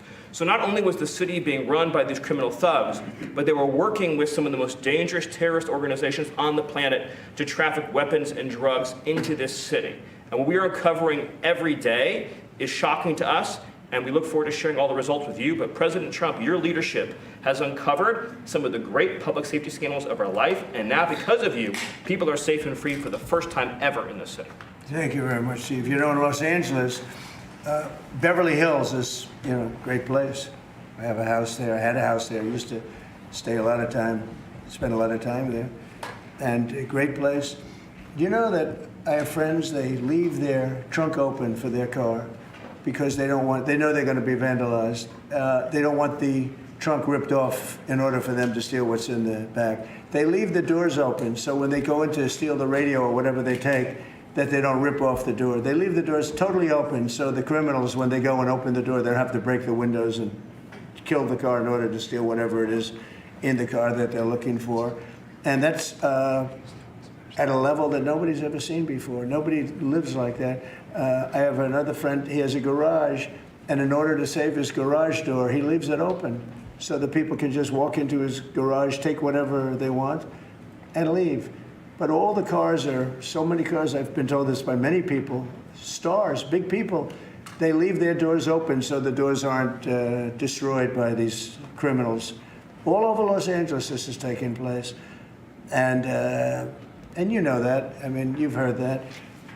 Christy, could you say a few words? Sure. Well, Mr. President, I think one of the most impactful statistics that you used today was of the 1,000 arrests that have happened already so far, 439 of them were illegal criminals, which means they never should have been in this country to begin with. That they were in this country, invaded over our southern border or our northern border or maritime seas, and then they committed crimes against the American people. So by getting those individuals incarcerated, we've stopped those violent crimes from happening here in the city. And sir, they do. Exactly like Stephen was talking, they have ties to cartels. They have networks across this country and other cities. So by what you're doing here is going to have a ripple effect in Miami, in Chicago, in other cities, because you're grabbing those networks and giving us information and targeting information to go and get more criminals across this country. So thank you for the work that you're doing. We have ICE and CBP, Federal Protective Services, Secret Service, HSI, all of our officers are working with all the other agencies every day here in DC, and they're so proud to have this kind of partnership. So they're so glad that you're letting them do their jobs again. And I don't know if you've heard, sir, but the recruitment campaign for ICE, when we were going to hire 10,000 new officers, we've got over 130,000 people that have applied and raised their hands and said they want to work with ICE. So no matter what the fake news says or what the media says about ICE not having support, they've got incredible support from the American people. People want to join them and help them do what they're doing to make America safe again. So thank you for the I was going opportunity. to say that our recruitment drive, it was dead. During the campaign, they couldn't get, every story was the Army can't fill up, the Marines, none of them could fill up. They were way behind. We couldn't get anybody to go into the military, couldn't get any police. We've just set records on everybody wants to be in, everybody wants to go in. And we're taking incredible people. I mean, the level of, because of the Supreme Court, it's based on merit. It's all based on merit now. It's not based on anything else. You got to, if you need strong people, you have to get strong people. It's all based on merit. But we're setting records in the Army, Navy, Air Force, Marines, the Coast Guard. One of my favorites, because I happen to have created it, Space Force. We're very proud of Space Force. It's amazing what it's doing. We're leading in space now.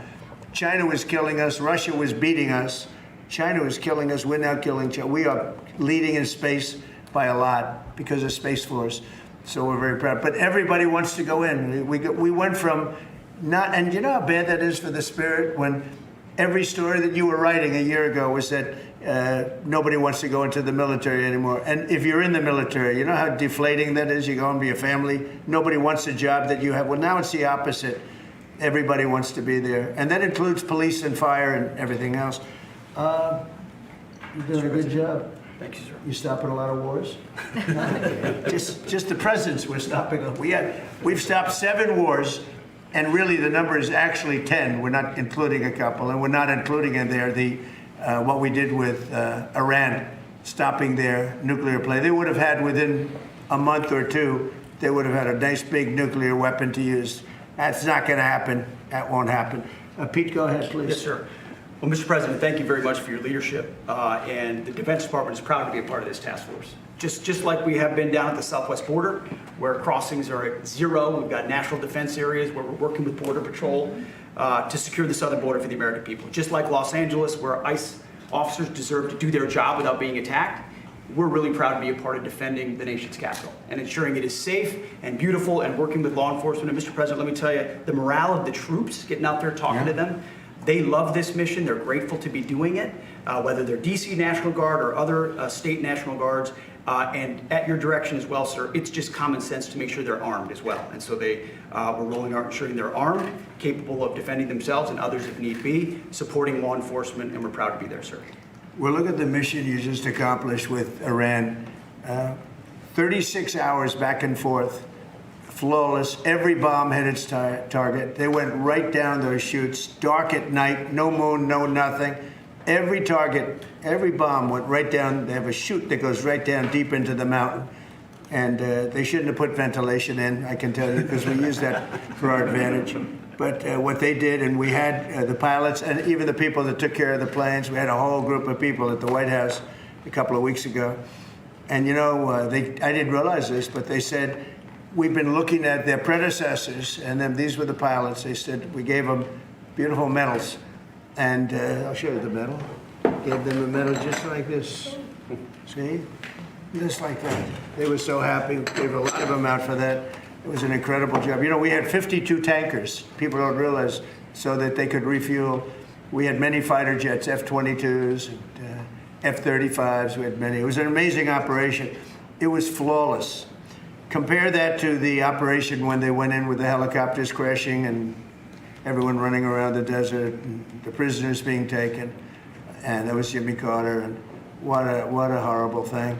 This was the exact opposite. This was the exact opposite of what they did in leaving a very, very nice place. The Taliban runs a tough operation in Afghanistan, and I think it was the most embarrassing day in the history of our country. That was Biden. I was leaving, and we would have left through strength, tremendous strength. We would have had we would have kept Bagram, which is the air base, one of the largest runways in the world, one of the most powerful. You could land anything on it. many, many feet thick. You don't build them that way anymore. You can't. But we left it, and now China's occupying that air base. This was the most incompetent administration in history, the Biden administration. And you're just lucky that they lost, because if they won, you wouldn't have a country anymore. And so, Pete, you started up by saying the Department of Defense. And somehow it didn't sound good to me. You know, it didn't sound good. Defense, what are we defense? Why are we defense? So it used to be called the Department of War. And it had a stronger sound. And as you know, we won World War I, we won World War II, we won everything. Now we have a Department of Defense with defenders. I don't know. If you people want to, standing behind me, if you take a little vote, if you want to change it back to what it was when we used to win wars all the time, that's okay with me. All right? That's coming soon. You let me know if you want to do it. I think Department of War. It just sounded bad. He said, sir, on behalf of the Department of Defense. Defense. I don't want to be defense only. We want defense, but we want offense too, if that's okay. So you'll make a decision. But you know, as Department of War, we won everything. We won everything. And I think we're going to have to go back to that. In the meantime, I've stopped all of these wars. I've stopped them. A big one would have been India and Pakistan. But we stopped them all. We stopped 3 wars. Go to Africa. They like to say, oh, you know, I love black people. And I did great with the vote with the black people. But they say, he's a racist, he's a racist. I said, really? For 35 years, a war raged between Rwanda and the Republic of the Congo. And it was a vicious war. 9 million people were killed with machetes, largely. Hatchets, machetes. That went on for more than 30 years, but 34, 35 years. And I stopped it. In fact, the presidents are coming in a week or two to sign we have the foreign ministers, it's all signed, the war stopped. But I got it stopped and saved a lot of lives. The Congo, it's deepest, darkest Africa. I got that war stopped. Nobody else could have done that. We did a lot of jobs. We did a lot of wars were stopped that nobody thought would even be possible. And I'll tell you what, the war with India and Pakistan, that was the next level. That was going to be a nuclear war. They already shot down 7 jets. That was raging. And I said, you guys want to do trade? We're not doing any trade. We're not doing anything with you if you keep fighting. You got 24 hours to settle it. They said, well, there's no more war going. And I used that on numerous occasions. Trade, I used I used whatever you had to use. But we got 7 of them stopped. And the one I thought would be easiest, frankly, was going to be Russia and Ukraine. But that turns out to be some big personality conflicts. It's one of those things. But we're going to get that stopped eventually. We're going to get that stopped too. 7,000 soldiers died last week. Think of that, 7,000. I usually say 5,000, but 7,221 soldiers died last week in the fight between Ukraine and Russia. And they're not our soldiers, but they're souls. They're living souls, and they leave their homes, and they wave to their parents, and their parents are so proud as they leave in a beautiful uniform, and a week later they get their head blown off by a drone. New form of military. It's a whole new form of fighting. So I would just like to thank the people that are behind me. Thank you very much. You've done a fantastic job. I appreciate it very much. We're doing a real job, and I'm so proud of DC. I passed it 2 days ago, and all the garbage is off the streets. It's terrible. I came in a month and a half ago. I'm driving down, and I see garbage all over the place. The streets were a pigsty. Like I won't use the city's names, but you know what I'm talking about. There are plenty of them outside of this country and inside of this country. Baltimore is a horrible, horrible deathbed. It's a deathbed. I know Governor Moore said, oh, he wants to take a walk with me. He meant it in a derogatory tone. I said, no, I'm the president of the United States. Clean up your crime and I'll walk with you. But it's tremendous crime. But he was trying to be derogatory. He doesn't have what it takes. But he's trying to be derogatory. And I met him at the Army-Navy game. They said, oh, there's Governor Moore. He'd love to see you. He came over to me. He hugged me, shook my hand. You were there. He said, sir, you're the greatest president of my lifetime. I said, well, it's really nice that you say that. I'd love you to say it publicly, but I don't think you can do that, so it's okay. But no, sir, you're doing a fantastic job. I want to just shake your hand. Thank you very much, Governor. That was that. And then every time I see him on television, he's knocking the hell out of me. So, but that's all right. That's called politics. But Governor Moore's he's doing a bad job. Newsom's doing a bad job. All of their potential candidates are doing a bad job. I can't imagine Pritzker being even a candidate, but somebody said he is. He can't do the work, can't do the job. He's not temperamentally suited.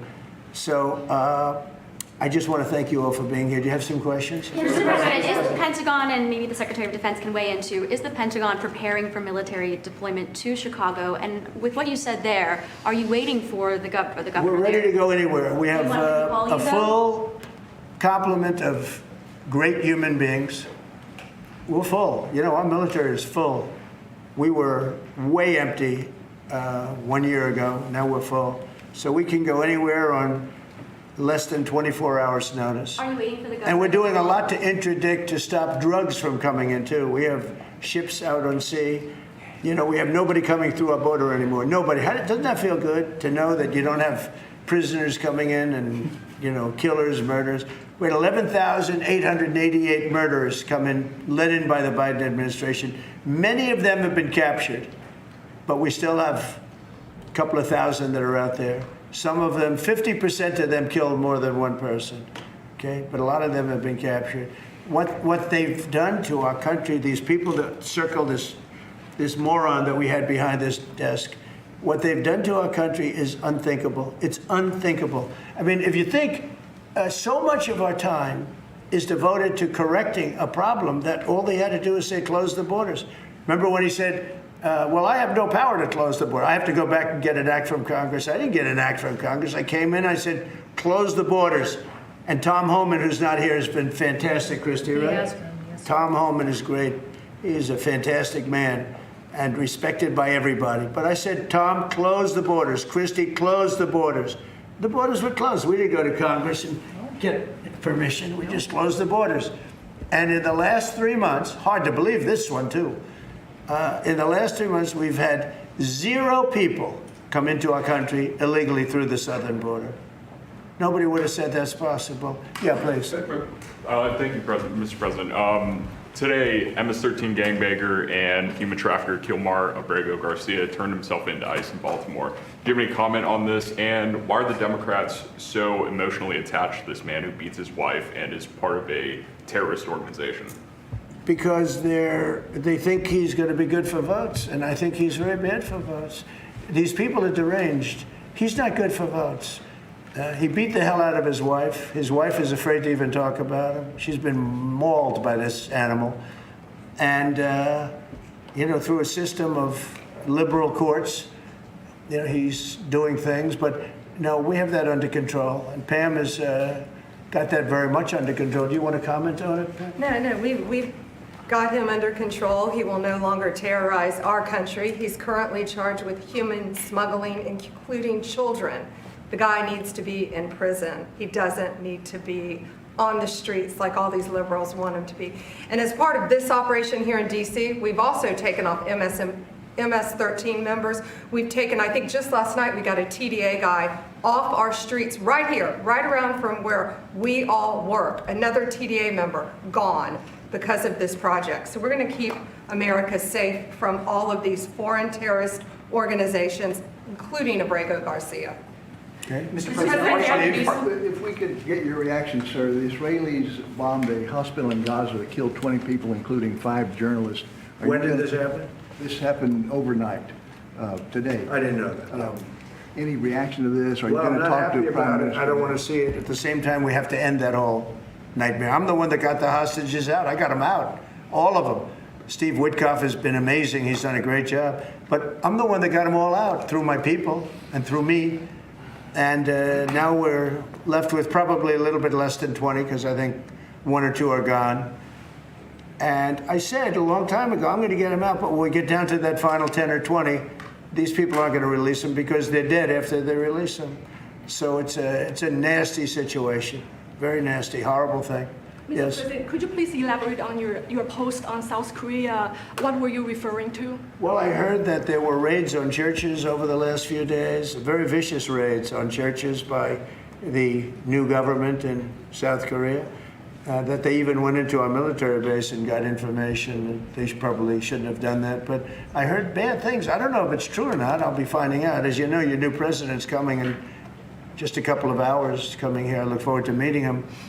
But we won't stand for that. We just won't stand for that. Yes. Are you prepared to order National Guard troops, though, into American cities if those governors don't request the federal deployment? I am, but I also think that, look, Chicago, everybody knows how bad it is. Everybody standing there knows. We know. You don't have to be doing any studies. They should be saying, please come in. Pritzker should be saying that. You know, I did a favor for Christy Whitmer, a good favor, I think, with the fish, the carp, the China carp. Did you ever hear of it? China carp. And it's taken over your Great Lakes. You know about that, right? And she came and she wanted to know if it's possible for us to do something about it. And I said, well, I'll do it. But I think it's appropriate that the person from Illinois, the governor from Illinois, asks also. It's a tremendously expensive project, actually. It's invasive, it's horrible what's happened, and we can do it with GSA and various people, but we can do it. We're gonna just have to see what happens, okay? We're gonna have to see what happens. Do you believe that you have the legal authority but the to order governor those of troops? Michigan came, was very respectful, asked for it. She's done a good job.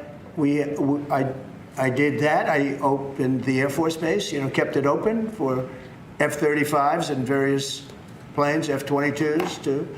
I did that for the state of Michigan at her request.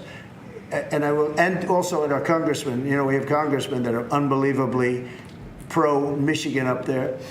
But some of this stuff, like the lakes, the Great Lakes, this is a big problem that nobody ever talks about. Most of you probably have never heard of. We have a pretty violent fish that comes from China, China carp, Chinese carp. And you see them jumping out. They jump into boats and they jump all over the place. They've got a lot of energy. And there's a way of getting rid of them. It's very expensive. And I didn't get a request from the governor of Illinois, is affected maybe more than anybody else, right? And I think until I get that request from that guy, I'm not going to do anything about it. And I feel the same way about crime. We go in, we will solve Chicago within 1 week, maybe less, but within 1 week, we will have no crime in Chicago, just like we have no crime in DC. But, I don't like to go in and do it and then have somebody stand up and say what a great job he's doing on crime. And we don't want the military in our state. We don't want the military. Do you understand? Do you understand that? Yeah, these governors will say so I don't know. There was no emergency We're going to have a little meeting, I think. I feel like we go in and we do it, like here. To a lesser extent with the mayor. She hasn't been terrible, but she hasn't been, exactly saying, oh, great. She did say last night, I heard her say that, well, we really don't want the military in D.C. Well, that's, not very nice, I guess. That's a little bit of a hit. But she's not as bad as some. We saved Los Angeles, and all we did is get criticized by this idiot that's running the state into the ground, right, where people are leaving. He should be thanking us, and he should be requesting us to be there. And the governor of Illinois should be. Chicago's a disaster. And the governor of Illinois should say, President, would you do us the honor of cleaning up our city? We need help. They need help. They need help. So are you But without that request, We may wait. We may or may not. We may just go in and do it, which is probably what we should do. The problem is, it's not nice when you go in and do it and somebody else is standing there saying, as we give great results, say, we don't want the military. They need help badly. Chicago desperately needs help. Just look at the crime statistics. Look at the statistics that JD said about, even I didn't know it was that bad. That's terrible. But all I know is we're being celebrated because we went an entire week. Now it's 11 days. We went an entire week without a murder. And I said, boy, that sounds terrible. I didn't know how to, I actually made a speech. I didn't know how to say it because it's a great number. It's a great thing, but it sounds so bad. I mean, supposing you're from a foreign country, which is properly run and they don't have murders and things, right, so much, or in some cases virtually at all. And you have somebody saying, I'm proud to announce that nobody was murdered in the capital of the United States this week. It sounds terrible, but... Mr. President, Gavin Newsom, you mentioned Gavin Newsom on crime. Gavin Newsom, yes. Is there a federal mechanism you're hoping to use to fight back against his redistricting constitutional amendment, or is that Well, I think I'm going to be filing a lawsuit pretty soon, and I think we're going to be very successful in it. We're going to be filing it through the Department of Justice. That's going to happen.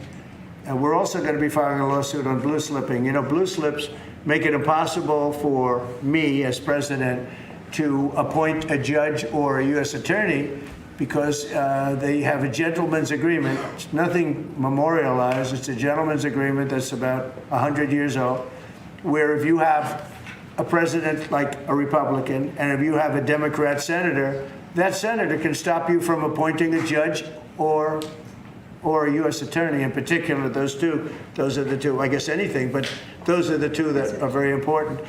So we have numerous states where we have unbelievable people. Now, Jay Clayton was just approved in the Southern District, but he was so good. He was a top student, top schools, top everything, went to Sullivan and Cromwell, became the head of Sullivan and Cromwell, came down here, was Securities and Exchange Commission, ran it for 4 years during my term, like impeccably, beautiful job. He did an incredible job. And we went to court, and the judges, Democrat judges, voted that he could. That's the only way you get by it. But generally speaking, you can't do that because you'll have judges from the other party. So Jay Clayton just got approved, and he's in, but he didn't get approved by the senators. He got approved by the court system in New York, which was a great thing. And I had a big victory in New York, I might add. I saved myself $500 million with a fake, corrupt attorney general, a really corrupt person with a corrupt judge who was disgraceful, and they're being mauled right now by everybody. It's so corrupt, and it kept business out of New York, stuff like that. But the appellate division vacated all of that stuff that you read about, and we're going to do a big number on that whole thing. You can't have a corrupt court system. You can't have that. You have to have borders, and you have to have a free press. Otherwise, you don't have a country. But you'll be hearing about the blue slipping, because if you have not, you don't need two senators. You just need one Democrat senator with a Republican. The only person that I can get approved are Democrats or maybe weak Republicans, but we don't want that. But the only person I will be able to get approved in any of those states where you have a Democrat I can't get a U.S. attorney. I can only get a Democrat U.S. attorney. And this is based on an old custom. It's not based on law, and I think it's unconstitutional, and I'll probably be filing a suit on that pretty soon. Yeah, please. During the campaign, you called Kamala Harris a communist, but the Biden-Harris administration, they never called for nationalizing a private company with the federal government like you're proposing with Intel. What do you say to some who say this is a bit hypocritical, and is this the new way of doing industrial policy? Yeah, sure it is. I want to try and get as much as I can. If people come in and they need something, as an example, as a real estate person, if I have an agreement and I have any form of a stopgap where I can stop somebody from doing something, right? I have a covenant in an agreement, and they come to me and they say, would like to do something, but you have us restricted. If I do that, they usually have to pay. Now, in the case of Intel, it was interesting, but I hope I'm going to have many more cases like it. Intel came in. I met with the gentleman. I had a lot of respect for him. He came in under a little bit of a cloud. I liked his story. I thought he was good. I think he really means to do a good job with Intel. I said, I'd like to ask whether or not you'd give the United, because the story, a lot of people said I invested in Intel. I didn't invest, but I invest my heart in it and my soul because I want the country to be strong. But I said, I'd like you to give 10% of Intel to the United States of America. Not to me, to the United States of America. And I said, if you have them as a partner, you have the United States as a partner, I think that would be a very good thing for Intel. And he thought about it a little bit different, and he said, I like that idea very much. We have a deal. And I just made $10 billion or $11 billion for the United States of America. And yeah, there will be other cases. If I have that opportunity again, I would do that. And then, you do have stupid people say, oh, that's a shame. It's not a shame. It's called business. If somebody's willing to give you 10% of a company and you're not paying for it, and I will tell you, with a company like Intel, as you know, it's had difficulty. I want them to do well. I want them to do well anyway, but I want them to do well in particular now. But isn't public ownership of a private company a new way of doing business in the business of the United States? Isn't that what you were sort of rejecting? So are tariffs. So, as you know, the stock market went up almost 1,000 points on Friday. And it went up not because of this very, I think, terrible, hello? Who's that? Who is that back there? All right, get out of the room. It went up because of something much different. It went up because it was announced, CBO announced the numbers, and as you know, they gave no credit to tariffs. They said they made a mistake, that the trade deficit will be reduced because of Trump's tariffs, will be reduced by $4 trillion, right? Is that what they said, right? They said $4 trillion, and the market went up like a rocket ship because the tariffs are good. Well, tariffs aren't that usual. If the 7 wars I stopped, 4 of them were because of the fact that I had tariffs and trade. And I was able to say, well, if you do this, if you go fight and you want to kill everybody, that's okay. But I'm going to charge you each 100% tariff when you trade with us. You know what? They all gave up. I stopped 7 wars. Numerous of them was because of tariffs. So, you never knew the word tariff. It didn't exist really, essentially, in this country until actually in the 1870s up till 1913 it existed. And we were the richest country. We were richer then, proportionately, than at any time in the history of our country. And then, stupidly, in 1913, they said, let's go to the income tax way of life. Let the people pay instead of foreign countries. No. We're taking in trillions of dollars in tariffs, and we're stopping wars because of tariffs. So that's not so normal either. But you know what? Other countries did it to us, and now we're doing it to other countries. You ruled out boots on the ground in Ukraine, but how would air support as part of a security guarantee be any different? Those U.S. Well, you airmen... really went from one question to the next. Go from one to, I expected he'd at least challenge me a little bit. Now we're talking about boots on the ground. But U.S. air assets over the skies of Ukraine as part of a security guarantee, wouldn't those U.S. airmen also be in danger? You don't know what security guarantee is because we haven't even discussed the specifics of it. And we'll see. Number one, Europe is going to give them significant security guarantees, and they should because they're right there. But we'll be involved from the standpoint of backup. We're going to help them. And I think if we get a deal, and I think we will, but if we get a deal, you're not going to, I don't believe you're going to have much of a problem. But we'll back it up because I want to stop seeing people being killed. When Biden was here, he gave $350 billion. You know this from covering business. $350 billion to Ukraine. I said that Zelensky's the greatest salesman I think I've ever met, better than P.T. Barnum, because he'd come to the country, he'd walk out with $50 billion every time. He actually came here once, he walked out with $100 billion. We're up to $350 billion.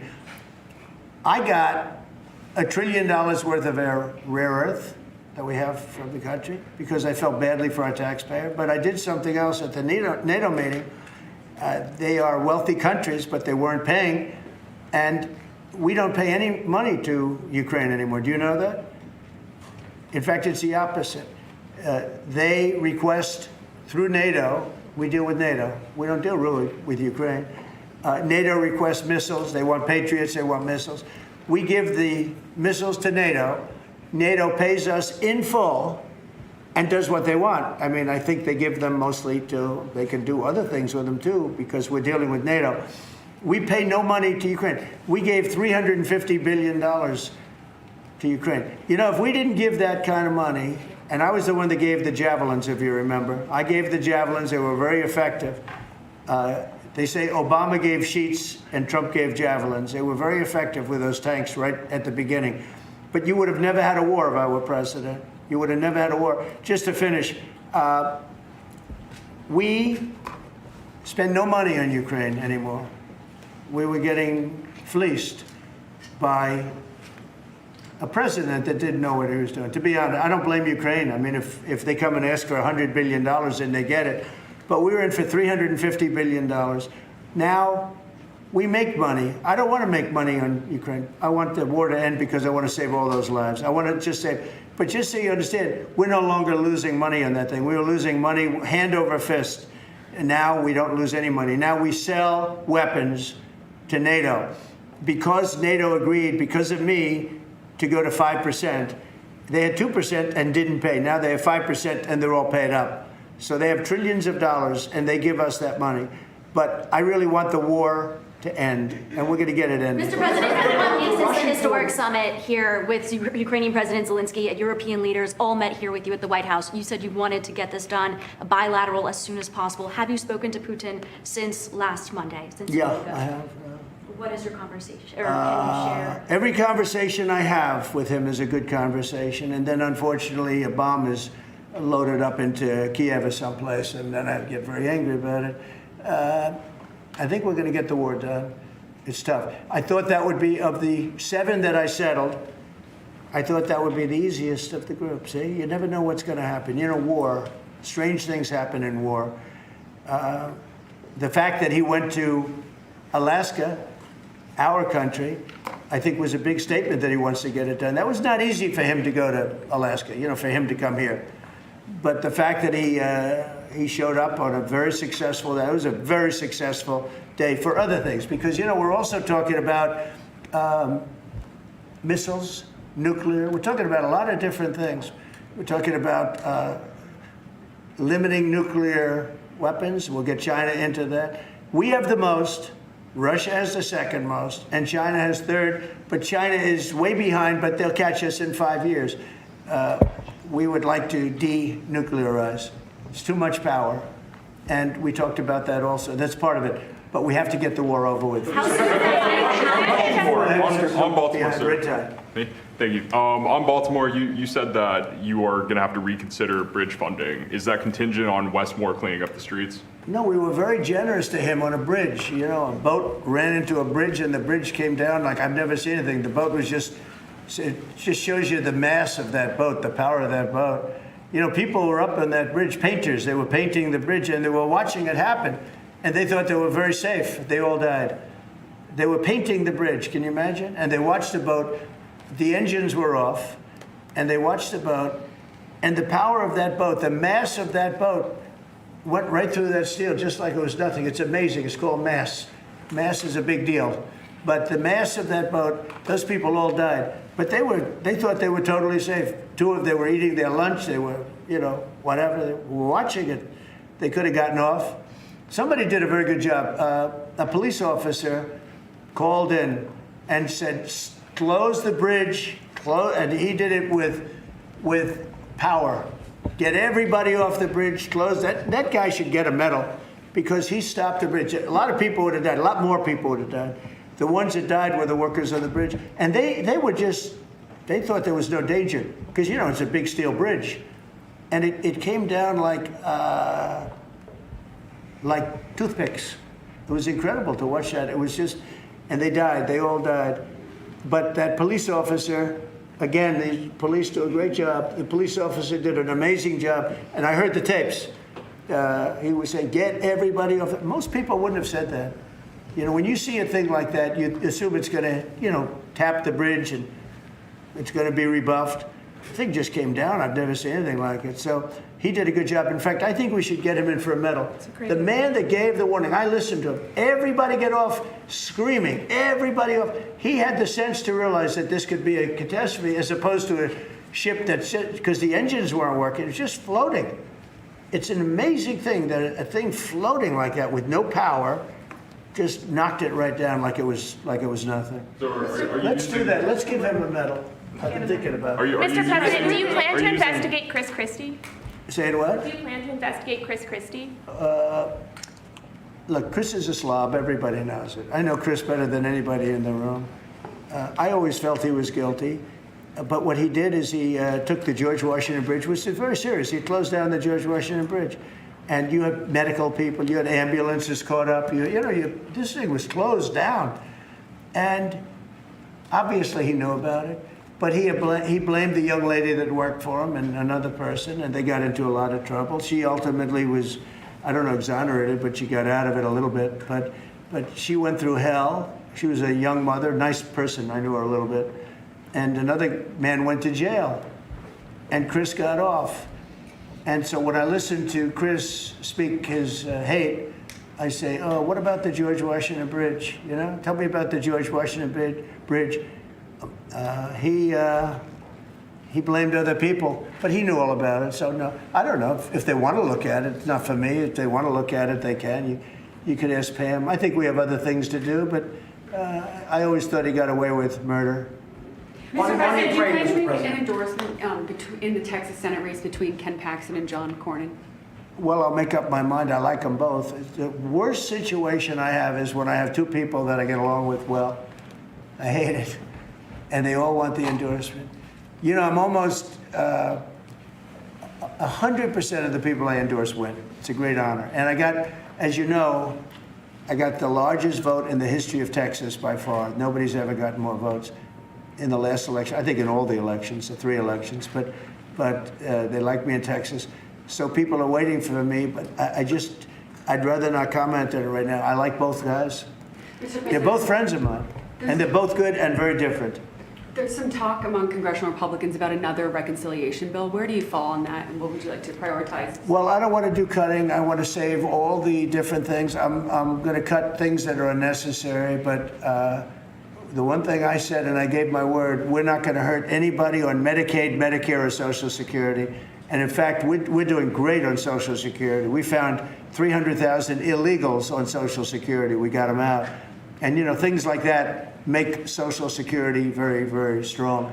So, no, I am very big into certain things, and one of those 3, you could say 3 of those things are Medicare, Medicaid, Social Security. We're going to protect it. And so we'll see how everything works out. If we're talking about rescissions on other things, I'm always open to cost cutting. If we can cost cut, I like it. But nothing's going to happen to medical. We have something coming up, favored nations, where I'm going to be reducing drug prices by 1,500% where a pill that sells in Germany for $10 costs $150 here because of the bad practice. And I was all set to do it, and then we had the COVID come up, and I had to focus on that because we had the greatest economy in history my first term. I will tell you that we are going to be doing numbers on the cost of drugs in this country that I'm not talking about a 20% decrease, which would be great. I'm talking about 1,000% decrease. We're talking about where a product would sell for $80 in Germany and $1,300 here. And we're not going to do that. We were subsidizing the entire world, and we're not doing it anymore. I informed the drug companies. I informed the world. And if the world wants to, if countries in the world don't want to go along, then I'm going to put tariffs on those countries, and we'll make more money. But they have to go along with it. So this is moving along rapidly. Dr. Oz is in charge, Bobby's group, and they're doing very well. And we're getting great cooperation from the drug, because the drug companies know it's unfair. For years they'd say, well, we had to do research, and we had to do. I said, I don't care. You had to do research for these other countries also. They are ready to go. And I'm ready to go. And if I pull that off, there's no way a Republican will lose an election. There's no way. All right, one more question, Steve. On Ukraine, Mr. President. Steve, Back to Ukraine. watch this guy. He's the nicest guy I know, and he asks the most vicious questions. Why do you think President Putin is so reluctant to meet with President Zelenskyy? Because he doesn't like him. He doesn't like him. They don't like him. I have people I don't like. I don't like to meet with them. Sometimes they do like to meet with people I don't like. So how do you get them together? They don't like each other, really. And if we had a real president instead of a guy that got in there with a fraudulent election, if we had a real president, that war would have never happened. Putin actually said, if Trump were president, it wouldn't have happened. Happened for a lot of reasons. Happened because of Afghanistan. When he saw how incompetent Milley was and all these guys were, I think he said, wow, this might be it, because it was the apple of his eye. It would have never happened if I were president. Mr. President, you have built relationship with Russian leaders and also North Korean leaders. As they are getting closer, how would that affect your diplomatic approach? Well, I have very good relationships with Kim Jong-un, North Korea. I mean, a lot of people would say, oh, that's terrible. No, it's good. In fact, someday I'll see him. I look forward to seeing him. He was very good with me. We had 2 meetings. We had 2 summits. We got along great. I know him better than you do. I know him better than anybody, almost, other than his sister. His sister knows him pretty well. No, I know him well, and I got along with him. You know, I'm not supposed to say I really like him a lot, because if I do that, I get killed in the fake news media. But I got along with him very well, and we had no problem. If at the time Hillary Clinton won the election, you would have had a nuclear war. You would have had a nuclear war. We're not going to have a nuclear war. Once that happens, it's over. We're not going to have a nuclear war. No, but Kim Jong-un will meet at some point. I look forward to it, actually. But you notice that since I came into office, you haven't had a problem with him. Hasn't been, you know, he tests lots of rockets. He does have great capability, I will say that. But I think a lot of good things are happening for our country, a lot of really good things. And the thing we're here today to talk about is crime, and specifically in D.C. I am so proud of what these people, every one of them, what they've done in D.C., because to literally stop crime on a button. I'd walk down that street right now. If I were, friends of mine are going out to dinner now. They haven't gone out to dinner in 4 years. They were afraid, they were petrified. Half the restaurants closed because nobody could go because they're afraid to go outside. Now those restaurants are open, and new restaurants are opening up. It's like a boom town. It's a great thing to see, and I'm very proud of the people behind me. Thank you very much, everybody. Thank you, guys. Thank you, guys. Thank you, guys. President Trump there at the White House answering questions from reporters while he signed 2 executive orders, one on cashless bail, another relating to flag burning. And joining us now to discuss today's meeting between the South Korean and U.S. presidents coming up very shortly is Bart Marcois with insight from his time within the first Trump administration and also as a former career diplomat. Bart, good to have you with us today. Trump made a post on Truth Social earlier today saying, quote, "It seems like a purge or revolution in South Korea.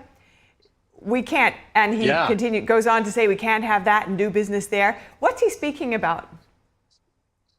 Oh, my gosh. Where do I start? I wrote an article a week ago about it, warning the South Korean president not to try to play President Trump. But in the week before he comes here, his party is trying to pass a law outlawing the teaching of English to young children. You can't teach it at all to somebody under the age of 3, and you're restricted to 40 minutes a day if they're between the ages of 3 and 7, but it's legal to teach Chinese to Korean children. He's passed a law called the Yellow Envelope Law that allows labor unions to effectively control corporations, and the corporations have no legal recourse. The unions can prevent the corporations from exercising control over their company policy, and the corporations cannot sue the labor unions for shutting them down. While he is in Washington to meet with President Trump, he sent an emissary to meet with the foreign minister of China to reassure China that their relations will become stronger than ever. They're going to repair the relations and ease tensions with China. And President Trump is looking at all, and at the same time, the South Korean president, President Lee, has imprisoned the former president, the former first lady, and the former prime minister, and he's denying medication to the former president, among others, the medication he needs for his eyesight, and they say he is at risk blind. He's been physically roughed up while in confinement. People who meet with Ambassador Morse Tan are being detained and aggressively. Morse Tan was President Trump's ambassador for human rights around the world in his first administration. That all sounds like somebody who is not friendly toward America. Yeah, and that was a great article in the Daily Caller that you mentioned that was published last week. What could be the impact on trade relations of all of these phenomena? Well, you know, you don't try to play President Trump. If he feels like played, he'll just blow the whole meeting up, and it'll go back to 25% tariffs, and we still have 50% tariffs on steel against them, and a couple of other things. There is a golden door open to South Korea right now to have low tariffs and to have concessionary entry into the United States for Korean companies that want to manufacture here. That Korea could be more prosperous than it has ever been, and the president seems to be, the South Korean president seems to be more interested in making good relations with China and with sending money to North Korea than he does in having good relations with America. You try to mess with America, President Trump is going to mess with you. Now, you wrote in the Daily Caller last week that Lee's agenda at this meeting is not clear. What do you think he'll be trying to achieve? He is walking a fine line. He needs to, he wants to achieve low tariffs for South Korea, and he thinks that he can buy off President Trump and get him to not pay attention to the repression, the political repression he's exercising in his own country. And at the same time, he wants to reassure China, because if China feels like they're being played, then they will reject him as well. You've already seen the sister of Kim Jong-un, Yo Jung, reject the overtures from South Korea and dismiss them. I can't remember the word she used. It was an unusual combination of words, but essentially rejected them as false pretenders. And President Lee is eager to open the door to North Korea and open the door to China. And he has to open the door to America. And he's going to end up having both sides so upset with him that I think Korea is going to spiral into an economic recession. Wow. A stark vision there, and quite a pivot from the previous president, and as you mentioned, who is now imprisoned. Bart, in our last 30 seconds, what will you be watching for next on this front as this meeting progresses and becomes known? Oh, we should know within a matter of hours if the meeting has gone well or whether it's gone poorly. We should see a joint press conference that's all smiles and a willingness to take questions. If President Trump is not willing to take questions about this, or if the look on his face is unhappy and his answers are terse, that spells bad news for South Korea. We will know by this afternoon whether things are going well or not. We need to see the details ironed out of the previous meeting. The two sides have interpreted the results very differently. Our side, the American side, says this is a great investment by South Korea in the United States economy, $350 billion to be directed to industries that largely at the discretion of President Trump, and $100 dedicated specifically to buying American energy. South Korean government has said, not so much, but they haven't been clear on exactly what they think was agreed to. So if we don't see details ironed out, then we don't really have a trade agreement with South Korea. We are their second largest trading partner after China by only a percentage point. We're very close to China. I think our trade with them is about $118 billion, and their trade with China is $124 billion. Pivotal moment. Yeah. Yes, a pivotal moment. Not only for U.S.-South Korean politics, but also within the Indo-Pacific region. So important to watch this closely. Thank you so much for your time today, Bart Marcois. Thank you, Stephanie. And President Trump has signed an executive order targeting jurisdictions that have done away with cash bail. Cashless bail, we're ending it, but we're starting by ending it in D.C., and that we have the right to do through federalization. So important. And this isn't Republican, Democrat. This is, and by the way, most Democrats agree with us. But this is just, we got to bring our country back. The order targets jurisdictions that have done away with cash bail, threatening to withhold or revoke federal funds and grants. Those include New York, New Jersey, Washington, D.C., Illinois, and New Mexico. According to Attorney General Pam Bondi, she will compile a complete list. Trump also signed another executive order targeting desecration of the American flag. This is very important. Flag burning. All over the country, they're burning flags. All over the world, they burn the American flag. And as you know, through a very sad court, I guess it was a 5-4 decision, they called it freedom of speech. But there's another reason, which is perhaps much more important. It's called death. Because what happens when you burn a flag is the area goes crazy. If you have hundreds of people, they go crazy. You could do other things. You can burn this piece of paper. You can, but when you burn the American flag, it incites riots. The executive order directs the Attorney General to investigate and prosecute incidents of flag burning without falling afoul of the First Amendment. Trump says burning an American flag will land you 1 year in jail with no early exits. And Baltimore could be the next city to be federalized 2 weeks after President Trump declared a crime emergency in Washington, D.C. Daniel Monahan has more on that and other Trump administration updates.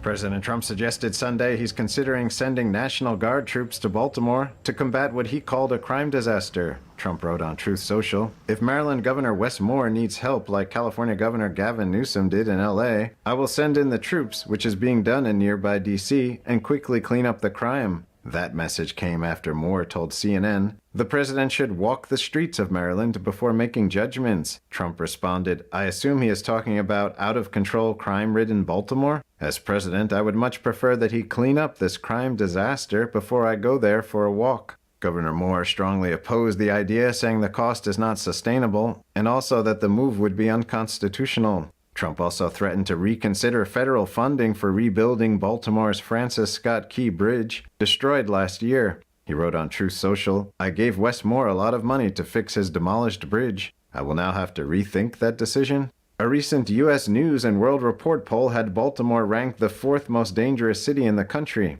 Trump says other cities that could see National Guard troop deployment include Chicago and New York City. Meanwhile, Vice President J.D. Vance defended Trump's actions in Washington. Appearing on NBC's Meet the Press, he said letting vagrants and armed robberies take over your city is a policy choice. What President Trump is showing is that if you just empower local law enforcement to arrest and prosecute the bad guys, we can take back American streets. You, as a young family, whatever the color of your skin, you should not have to cross the street because there's a crazy person yelling at your children on the other side. You should not be worried that if you take your son out for a meal at 8 o'clock in the evening, an armed robber is going to assault your family. Vance says the federal takeover of law enforcement in D.C. is showing Americans that they don't have to live the way they've been living. Crime has dropped over 35% in the nation's capital in 10 days because of what Donald J. Trump has done. So is that mission accomplished? I think that there's so much more that we could do. Absolutely not. It's not mission accomplished. When you make such big progress in a matter of a week and a half, I think that you step on the gas and try to make D.C. even more safe. Trump also targeted the Senate's blue slip tradition, which allows home state senators from the minority party to block U.S. attorney and district court nominees. He urged Senator Chuck Grassley to scrap what he called an old and outdated custom so his nominees can move forward. Trump wrote, "I have a constitutional right to appoint judges and U.S. attorneys, but that right has been completely taken away from me in states that have just one Democrat United States Senator." Grassley has the power to change the practice and did so in 2017 for circuit court nominees. Trump ally Alina Habba, nominated as U.S. Attorney in New Jersey, is among those now stalled. Daniel Monahan, NTD News. Illegal immigrant Kilmar Abrego Garcia surrenders to authorities in Baltimore. He's facing possible efforts to deport him to Uganda. Homeland Security Secretary Kristi Noem says ICE law enforcement arrested Kilmar Abrego Garcia and are processing him for deportation. She added that the U.S. won't allow an alleged gang member to stay in the country. Abrego Garcia's lawyer today spoke out against the decision to deport him to Uganda. Challenging deportation to Uganda or to any other country unless and until he's had a fair trial.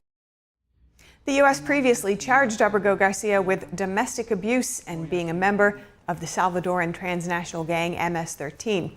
The gang was designated as a foreign terrorist organization earlier in 2025. He has denied both allegations. And White House economic advisor Kevin Hassett says the federal government could take stakes in other U.S. semiconductor companies following its stake in Intel. Hassett explained the reasoning behind the deal in an interview with CNBC today.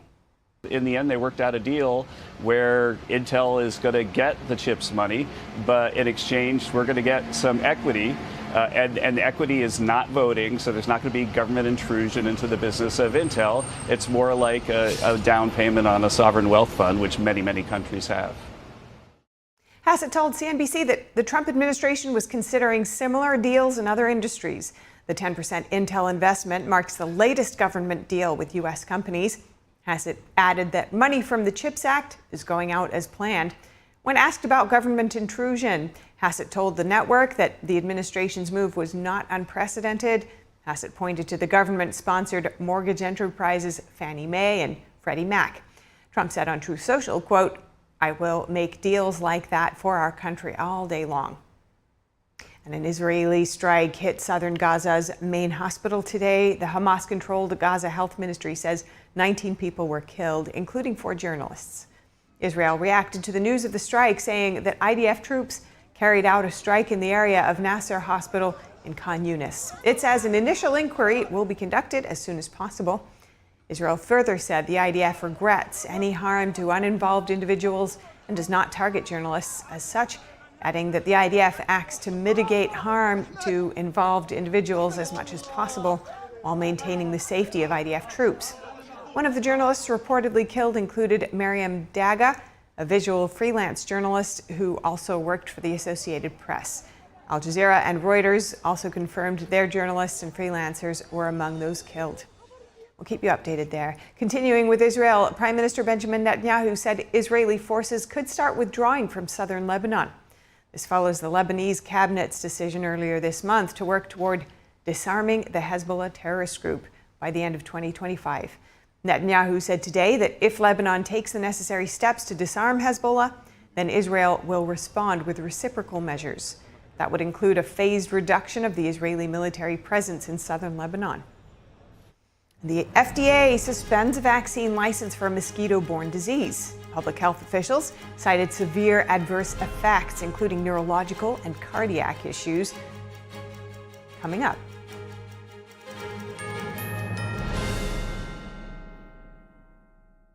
Is deep-sea fish oil really healthy? Due to pollution in the oceans, most fish contain heavy metal elements and radioactive substances. That's why it's so important to choose a pure source of omega-3. Puritan Green Vegetable Omega-3 is made from purslane and perilla seeds, which are rich in nutrients and minerals. It effectively improves brain power and is beneficial to the heart's health. Puritan Green Vegetable Omega-3. Eat 2 a day and you'll feel brand new. This is such a gentle painting, so beautifully portrayed. A group of people reading together in this simple, everyday-looking living room. A young girl reading along with an adult, a grandparent sitting in the lotus position, a businessman in his typical suit. You see all those people, they look like they have quietly settled down there. And you as a viewer, it looks like you've just stepped in the door. You can't see what it is they're reading, so you're a little bit curious and you're kind of invited to walk in. This harmonious feeling is not by accident. It is the very subject of the work. The book they are reading is the main text of Falun Gong, which is an ancient Chinese spiritual discipline in the Buddhist tradition. At the core of Falun Gong are the values of truthfulness, compassion, and forbearance. Unfortunately, the practice is banned in China, where the artist resides. Thousands have been killed for their faith.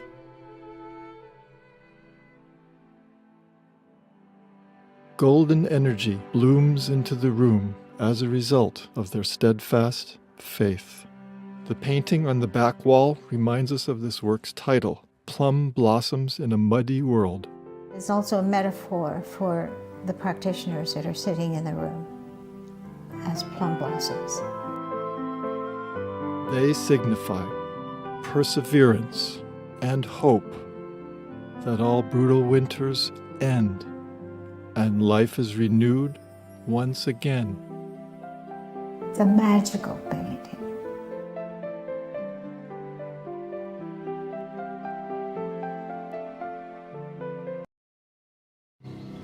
For decades, I've taught you everything I know. How to safely build a fire, and how to control the flames. But I can only teach wildfire prevention. Only you can prevent wildfires.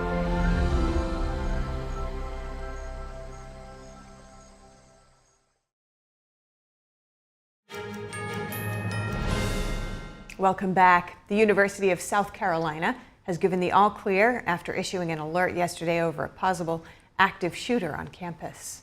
Students were told to shelter in place yesterday while police conducted investigations around the library where the unconfirmed reports originated. University spokesperson Jeff Stensland said in a statement that the alert was sent out of an abundance of caution.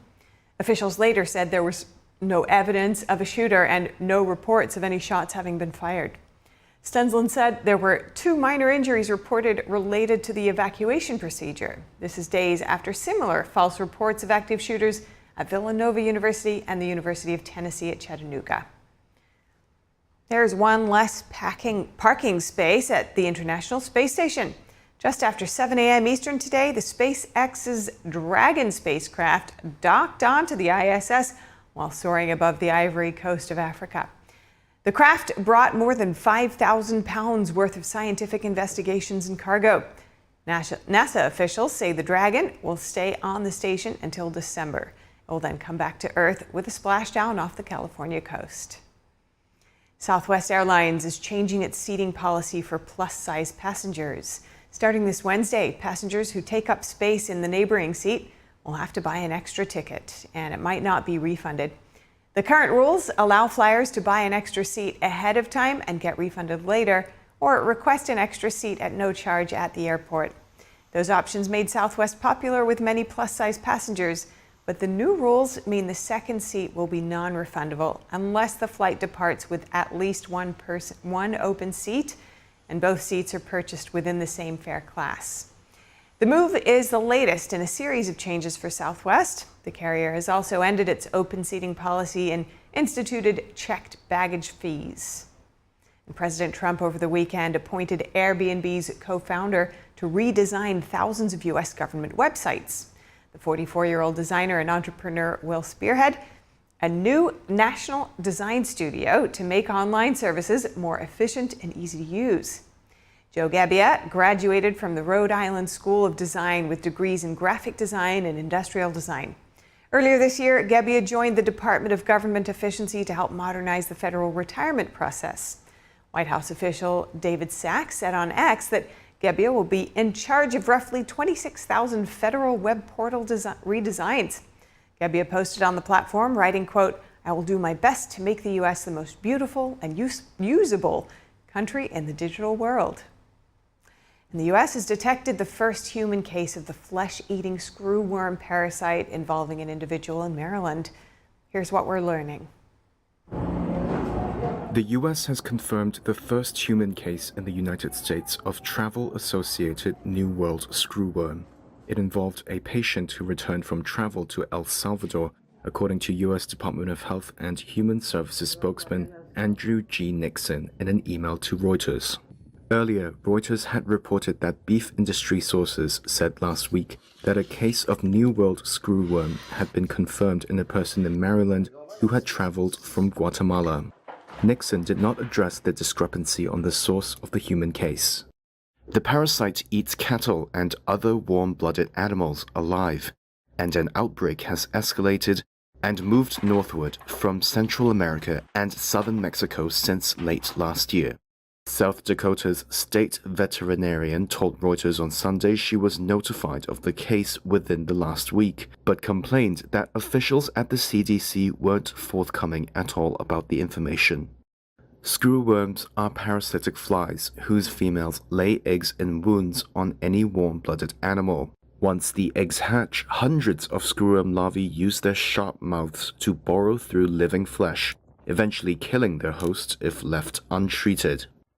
They rarely infect humans, and treatment is onerous, involving removing hundreds of larvae and thoroughly disinfecting wounds. Screwworms were eradicated from the United States in the 1960s, when researchers began releasing sterilized male screwworm flies that mate with wild female screwworms to produce infertile eggs. The USDA has estimated a screwworm outbreak could cost the economy in Texas, the biggest U.S. cattle-producing state, about $1.8 billion in livestock deaths, labor costs, and medication expenses.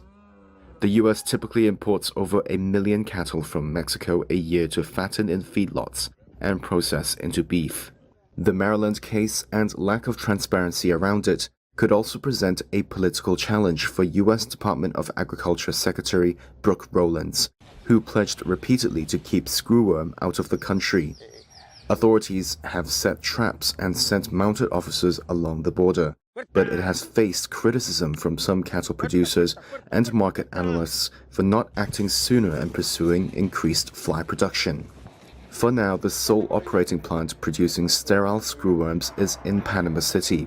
New facilities in Texas that Rowlands announced in June would need 2 to 3 years to come online. Federal regulators have suspended approval for a vaccine against chikungunya.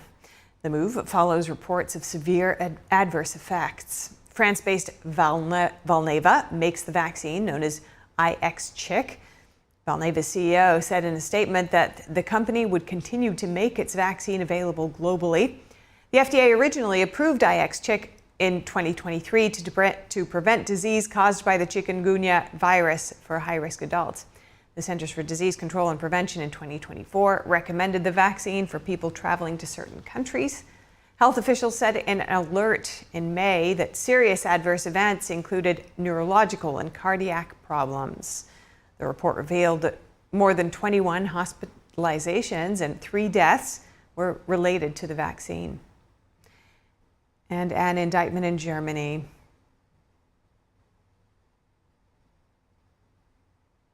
We'll have more on that for you as anything develops.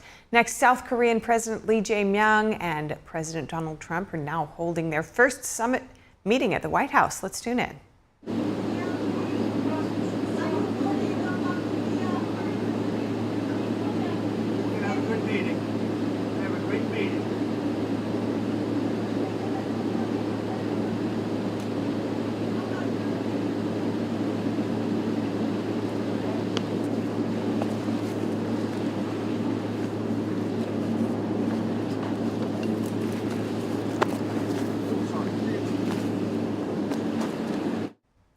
President Trump and Lee Jae-myung, you saw just there entering the White House. We'll keep you updated. Next, an indictment in Germany. A U.S. man who worked at a military base is accused of offering sensitive information to communist China. And China's property giant Evergrande was kicked off the Hong Kong Stock Exchange. The delisting marked an end to the boom and bust saga for its investors. We have the details after this break.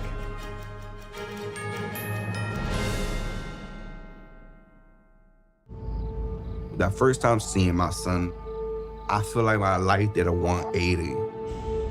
I was already trying to change my perspective of life and really just be a father figure that I never had. Being present is the most important part. I'm still growing every day. Becoming a better version of myself. To be the better mirror for my son. I mean, he's just growing. he's becoming his own person. Man, at first I saw him dance, bro, he brings the vibes, you know what I'm saying? He brings the party no matter what.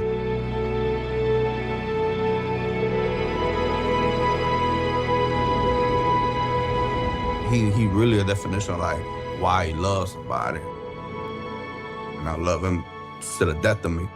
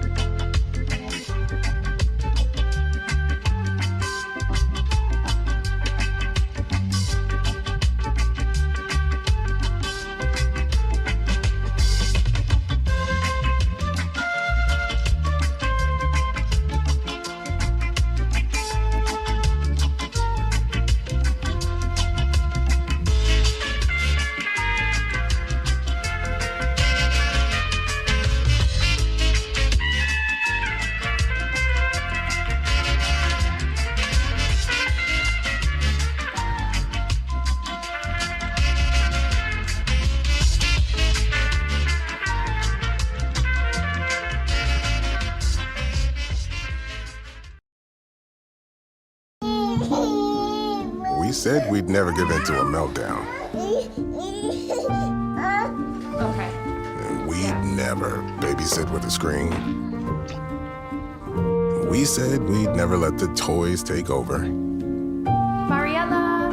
Never leave the house looking, well, and never let them out of our sight.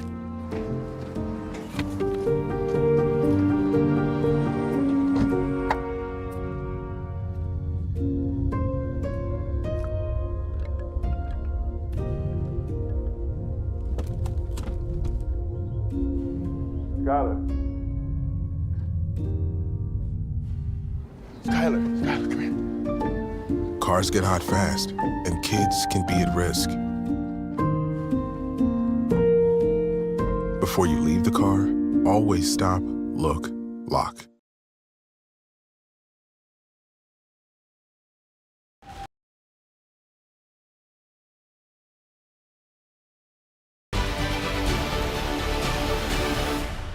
I'm Stephanie Cox, and this is World Watch. A diplomatic rift is brewing over anti-Semitism. France has summoned U.S. Ambassador Charles Kushner. This follows an open letter he published accusing the French government of failing to tackle a surge in anti-Semitism. The letter, published yesterday in the Wall Street Journal, voiced deep concern over what Kushner called a lack of sufficient action by Paris, citing a dramatic rise of anti-Semitism in France. He also criticized President Macron's plan to recognize Palestinian statehood, warning it would embolden extremists and endanger Jewish communities. Kushner, the father-in-law of Ivanka Trump, further stated that pro-Hamas extremists and radical activists have spread intimidation and violence across Europe since the October 7th attacks. France's foreign ministry dismissed the accusations as unacceptable.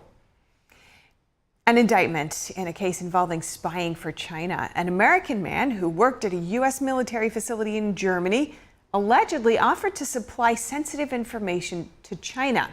German prosecutors said today he has been indicted on espionage charges.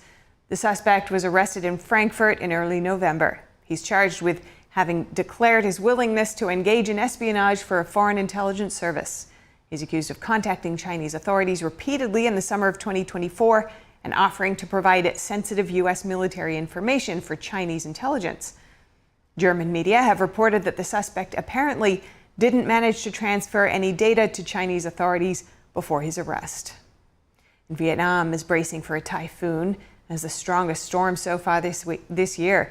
The southeast nation has evacuated hundreds of thousands of people and closed schools and airports. Forecasters said the typhoon drove winds past 100 miles per hour. The storm was expected to weaken slightly before making landfall in central Vietnam later in the afternoon. The latest typhoon has already battered China with strong winds and heavy rain. The storm is expected to move inland to Laos and northern Thailand. And Indonesia and the United States are conducting annual joint military exercises with forces from a dozen other countries. The drills come as the U.S. urges its allies to counter threats from China. The exercise has been held each year in Jakarta by U.S. and Indonesian soldiers since 2009. Jakarta has expressed concern about what it sees as Chinese encroachment on its exclusive economic zone in the South China Sea. Several Asian countries also sent observers to the 11-day combat exercise. The exercises will end on September 4th with a combined live fire drill. And Turkey's transport minister was slapped with a speeding ticket after posting a video of himself driving 225 kilometers per hour on a highway, nearly twice the legal limit, prompting ridicule on social media and a public apology. The clip, set to folk music and excerpts of a speech by President Tayyip Erdogan praising the government's infrastructure, showed the transport minister's speedometer soaring and his car zipping past others in the fast lane on the Ankara-Nice motorway. Traffic police later issued a fine of $280 for breaking the speed limit around 30 miles outside the capital, Ankara. Facing backlash, he shared an image of the ticket on social media platform X, writing apologies to our nation. China's former property giant Evergrande was delisted from the Hong Kong Stock Exchange today. The delisting closes a chapter in China's property crisis that started in 2021. Here's a closer look. China Evergrande's epic boom-to-bust journey is a cautionary tale for the country's property sector. Evergrande was once China's leading developer. Its original listing in Hong Kong in 2009 was the biggest by a Chinese private developer. But the firm also had the largest pile of debt in the property sector globally. Evergrande is one of this landmark example of the collapse of the China's real estate sector a few years ago. So what we see right now in the listing, it is really largely symbolic because the market has pretty much anticipated the pressure in the sector already. So having said that, it still marks the end of the golden age of China real estate sector. The developer started with a strong public market debut and a stock value of $9 billion. It grew more than fivefold to $51 billion, only to plummet in recent years. And Evergrande is now worth a mere $282 million. Trading in shares in the world's most indebted developer has been suspended since January last year. It was hit with a liquidation order after it defaulted on debt and failed to finalise a restructuring plan. A filing showed Evergrande is getting delisted from the Hong Kong Stock Exchange due to its failure to resume trading within 18 months. The delisting will close a chapter in China's property crisis that started in 2021. Evergrande is also unlikely to be the last to meet the same fate. China South City became the first state-backed property developer to get a liquidation order from the Hong Kong High Court earlier this month. It is possible for more companies to follow the same path of Evergrande, and especially for those that cannot meet the listing requirement in terms of the disclosure and also the auditing releases. And if they get their stock suspended for more than 18 months, then they will be forced to delist from Hong Kong Exchange. Chinese authorities have tried to revive the property sector over the years, which once made up for a quarter of its GDP. While buyers wait for their unfinished homes to be handed over and creditors hope to recoup their money. Evergrande declined to comment. Some of the most popular free VPN apps, like Turbo VPN and VPN Proxy Master, have been flagged for using software tied to China and Russia. These services reportedly connect to servers or trackers linked to companies like China's top search engine Baidu, or even Russian providers. Apple has been stricter about removing Russia-linked VPNs compared to Google, but a handful with Chinese ties still remain. Connecting to Chinese or Russian servers doesn't always mean the app is owned there, but it does raise concerns about where user data ends up. Both China and Russia have laws that let the government monitor data passing through domestic servers. In Russia, VPNs can even be forced to connect to state systems that enforce censorship. And in China, only government-approved VPNs are allowed. Experts warn that users could actually be exposing themselves to the surveillance that they're trying to avoid. More on the Russia-Ukraine war. Ukrainian President Zelenskyy said today that Kyiv aims to secure at least $1 billion monthly from allies to purchase U.S. weapons. The equipment would be bought through NATO's PURL program. Zelenskyy praised Norway's decision to join the initiative and highlighted its role in supporting Ukraine's energy security amid Russian attacks. Norway has joined the PURL program. NATO countries buy weapons from the United States for Ukraine, which allows you to buy weapons in the United States. Our goal is to fill this program with at least $1 billion per month. I've already talked about this. Today, Mr. President, I have announced that Norway's high level of support to Ukraine in 2025 will be continued into 2026. The Norwegian Prime Minister reaffirmed support for Ukraine's air defense and maritime capabilities. He said Norway would prefer having a peace agreement with Russia prior to contributing to Western security guarantees for Kyiv. Zelenskyy also said he would meet U.S. Special Envoy Keith Kellogg today to discuss preparations for a possible future meeting with Russian President Putin. He also said U.S. and Ukrainian officials are expected to meet on the matter later this week. Germany will help provide security guarantees for Ukraine. Germany's vice chancellor said talks with European partners are early and must be headed by Kyiv. He spoke today in the Ukrainian capital. We, the Federal Republic of Germany and the federal government, stand on the side of Ukraine. We have made this clear time and again over the past 3.5 years. And believe me, this has been made clear in the talks here so far, and will certainly be made clear again this afternoon. No one wants peace more than the Ukrainian people themselves, and we, the federal government, will accompany them on this path. It is now up to Russian President Vladimir Putin to show that he has a serious interest in a lasting, just peace. And many discussions are currently taking place to this end. However, I would like to make it very clear that it is now up to Putin to take the next step. The Vice Chancellor also stressed the need for a scaled-up arms industry for the Ukrainian army. President Trump has made a negotiated peace settlement between Russia and Ukraine a priority of his second term. European allies have voiced concern that an agreement favorable to Russia wouldn't do enough to deter Moscow against future aggression. Keep you updated there. And South Korean President Lee Jae-myung and President Donald Trump are now holding their first summit at the White House. Let's tune in. 대통령을 백악관에 모시게 된 것을 매우 영광으로 생각합니다. 그리고 그 전에 아주 선거에 이긴 것을 다시 한번 축하드립니다. 감사합니다. 네, 대통령님 감사드립니다.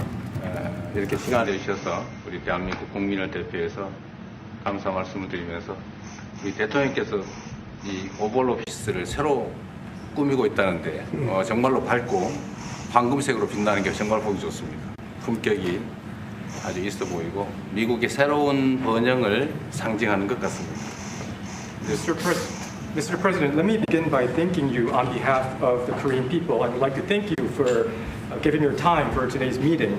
And I heard that you recently redecorated the Oval Office, and I would like to say that it looks very bright and beautiful, and it has the dignity of America, and it symbolizes the new future and prosperity of America.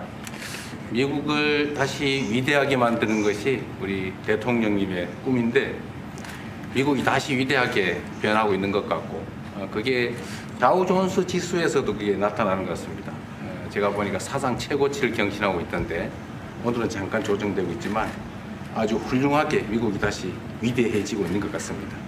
I believe that making America great again is your goal, and I believe that that is what is currently taking place in America. And I think the most symbolic thing of that is the Dow Jones Index, which reached a record high recently, although it went down a bit, but it reached a record high. And so I think that America is becoming great again.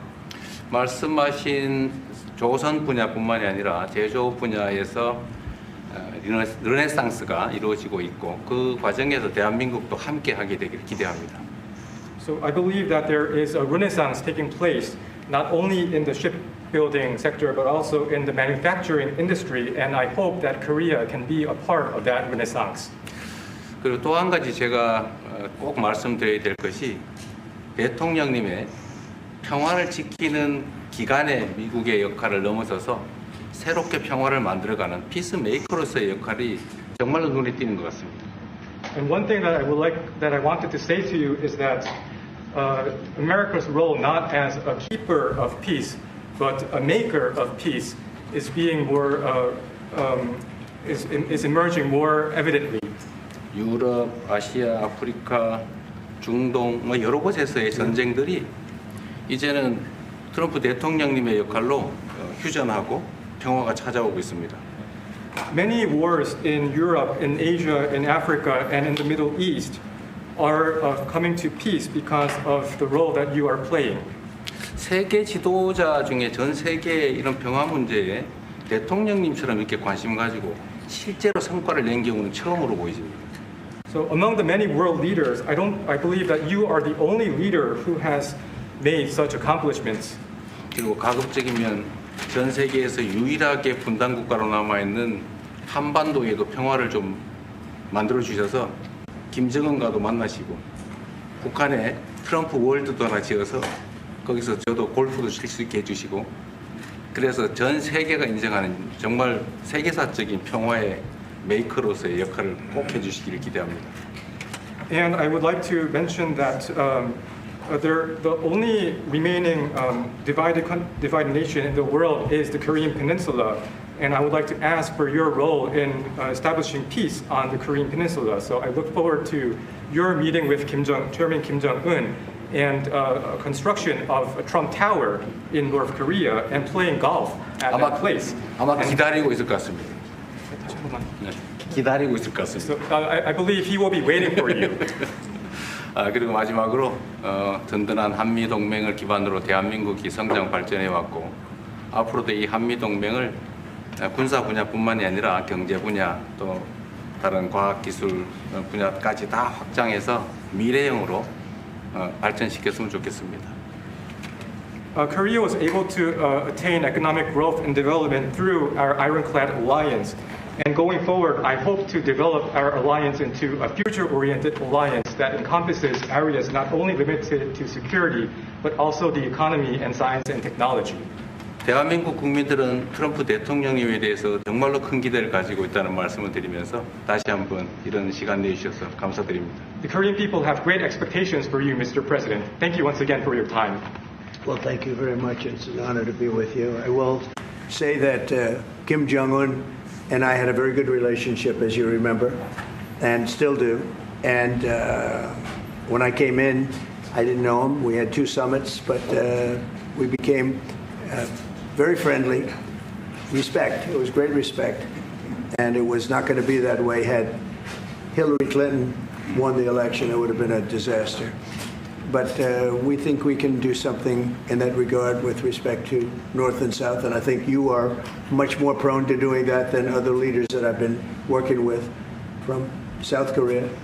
And we'll work on that. I think it's very good to work on that. If you remember, you were doing the Olympics, and there was a great time of hostility with North Korea, and you weren't selling tickets because nobody wanted to be blown up in the stadium during the opening ceremonies, right? And you were not selling tickets. And I was also at my formative stage with North Korea and Kim Jong-un. And we were a little bit going at it about Rocket Man, Little Rocket Man, everything back and forth. And it was really nasty. And then I got a call one day, and they wanted to get together. They wanted to talk. And we started talking. And then he said really brilliantly, he said, you know, the Olympics is going to be opening very soon, and we'd like to be a part of it. They actually put teams in it. You got along great. And by the way, immediately upon that phone call, you started selling tickets, and it turned out to be a tremendous success. So it went from being empty stadiums because people were afraid to go, because it was a target potentially, to a great success. And I was very proud of that. You had one of the most successful Olympics, and now we have the Olympics coming to the U.S., so we're very happy about that. But that was a great honor to get involved and make the Olympics so successful. 네, 대단히 감사합니다. 다시 한번 모시게 돼서 영광이라고 말씀드리겠습니다. 제가 김정은 위원장과 굉장히 좋은 관계를 가지고 있습니다. 그리고 현재도 매우 좋은 관계가 있습니다. 내가 처음에 취임하고 난 다음에 2번의 정상회담을 김정은 위원장과 함께 했고 상당히 친해졌고 또 더 중요한 것은 둘 다 존경심을 서로에게 가지고 있다는 것입니다. 만일 힐러리 클린턴이 대통령으로 당선했다면 절대 그러한 상황까지 이르지 않았을 것입니다. 제가 보기에는 이재명 대통령께서 한국의 어느 지도자보다도 북한에 좀 더 문제를 해결하고자 하는 의지가 있는 그러한 대통령이라고 생각합니다. 그래서 어쩌면 우리가 함께 노력한다면 어느 정도 진전이 있을 수도 있겠습니다. 사실 그 한국에서 올림픽이 열렸을 때 북한 때문에 많은 사람들이 올림픽 표를 사지 않는 그런 현상이 생겨났었습니다. 그런데 김정은 위원장이 그때 사실은 김정은 위원장과 초기에는 제가 별로 뭐 사이가 좋았던 것은 아닙니다. 서로 락켓맨이라고 부르면서 주고받는 그러한 그 해프닝도 있었습니다. 그런데 어느 날 통화를 시작하게 되었고 통화를 하면서 그가 얘기를 했습니다. 한국에서 올림픽이 곧 열리는데 우리 그 북한도 참가하겠다. 그렇게 얘기를 했습니다. 그리고 그 통화 직후에 올림픽표가 많이 팔리기 시작했습니다. 그리고 한국의 올림픽은 올림픽 역사상 가장 성공적인 올림픽으로 지금 기록되고 있습니다. 또 우리 미국도 곧 올림픽을 주최할 예정입니다. 그래서 우리도 미국에서 성공적인 그런 올림픽을 주최할 계획을 가지고 있습니다. 김정은 위원장 말씀을 하셔서 그런데 사실 대통령님 덕분에 이 북한하고 이 한반도 관계가 매우 안정적이었습니다. 그런데 사실 그 이후 대통령께서 미국 정치에서 잠깐 물러서 있는 그 사이에 사실은 북한의 미사일도 많이 개발됐고 핵폭탄도 많이 늘어났고 진척된 것도 없이 한반도 상황은 정말로 많이 나빠졌죠. Mr. President, you mentioned about Chairman Kim, and thanks to your efforts when you were in office during your first term, the situation on the Korean Peninsula was stable.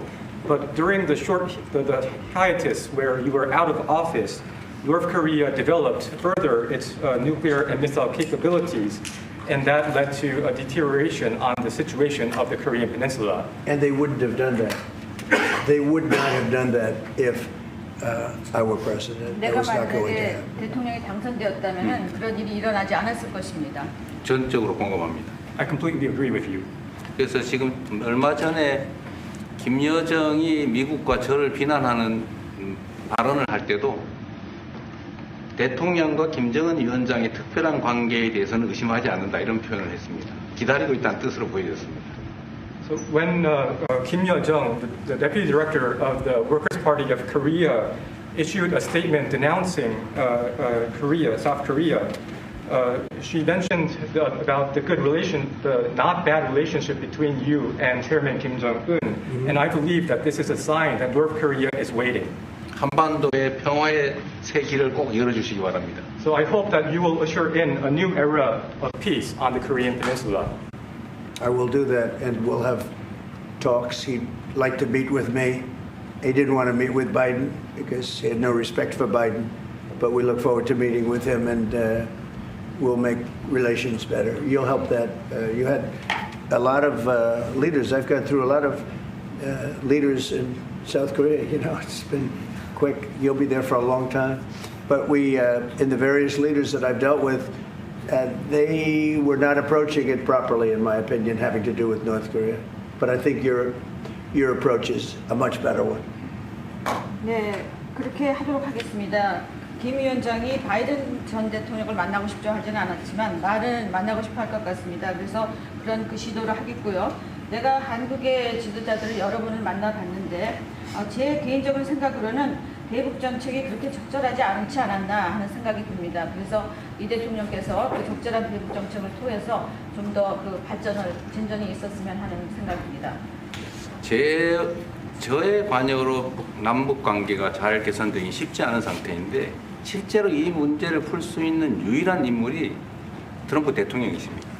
So resolving this issue through my engagement is not an easy thing.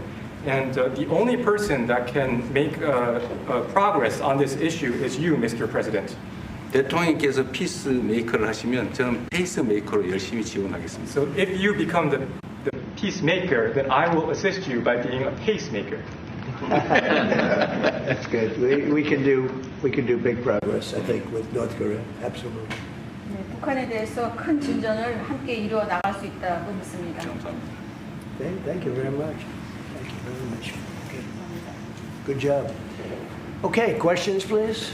Mr. President, when you met with Russian President Vladimir Putin, how soon did he say that he wanted to sit down with Ukrainian President Zelenskyy? Russia, as of now, says there's no meeting on the books and no agenda is set. Well, that's going to be up to them. It takes two to tango. I always say it. And they should meet, I think, before I have a meeting and probably close the deal. But I think it's appropriate they meet. They do not exactly get along well, as you can understand. And I'm sure it's a meeting that perhaps he didn't like. But he wasn't happy about coming to the United States either. That was a big concession, and I appreciate the fact that he did. You know, I've always had a very good relationship, despite a fake Russia haunt that we had. But we've always had a great relationship, very good relationship, strong relationship with Russia. That's a good thing, not a bad thing, by the way. That's a very good thing. And it's good to get along with Kim Jong-un, and it's good to get along with everybody, including President Lee. It's good to get along, and I get along with the foreign leaders. You see that with the biggest group of foreign leaders that we've ever had. Don't forget the European Union was here also representing a large group of countries just recently. So I believe that we're going to get that war straightened out. We're going to get it done. I don't know that they'll meet. Maybe they will. Maybe they won't. They'd like me to be at the meeting. I said, you guys ought to work it out. It's between you. It's not us. Now, in the meantime, we're not spending any money on, as you know, on Ukraine. We're selling military equipment to NATO. NATO now is taking in, excuse me, NATO now is taking in a large amount of money from the countries. They're taking in 5% of GDP versus 2%. They're paying the 5%. They never paid the 2%, most of them, or a lot of them. NATO has a lot of money. We are selling military equipment to NATO at full price, and NATO's distributing that equipment to wherever they are. I mean, perhaps to Ukraine. So NATO's working with Ukraine. Biden was giving hundreds of billions of dollars, just willy-nilly, just giving money. He had no idea where it was going. It was terrible what was happening. So we're not involved anymore in terms of the cost. We're in for $350 billion. As you know, I also got the rare earth deal done with Ukraine, which was worth much more than the $350 billion. But I'm not interested in the money so much, even though we've done a great job in that regard. I'm not interested in that. I'm interested in stopping a war where last week 7,109 soldiers died, both Russian and Ukraine.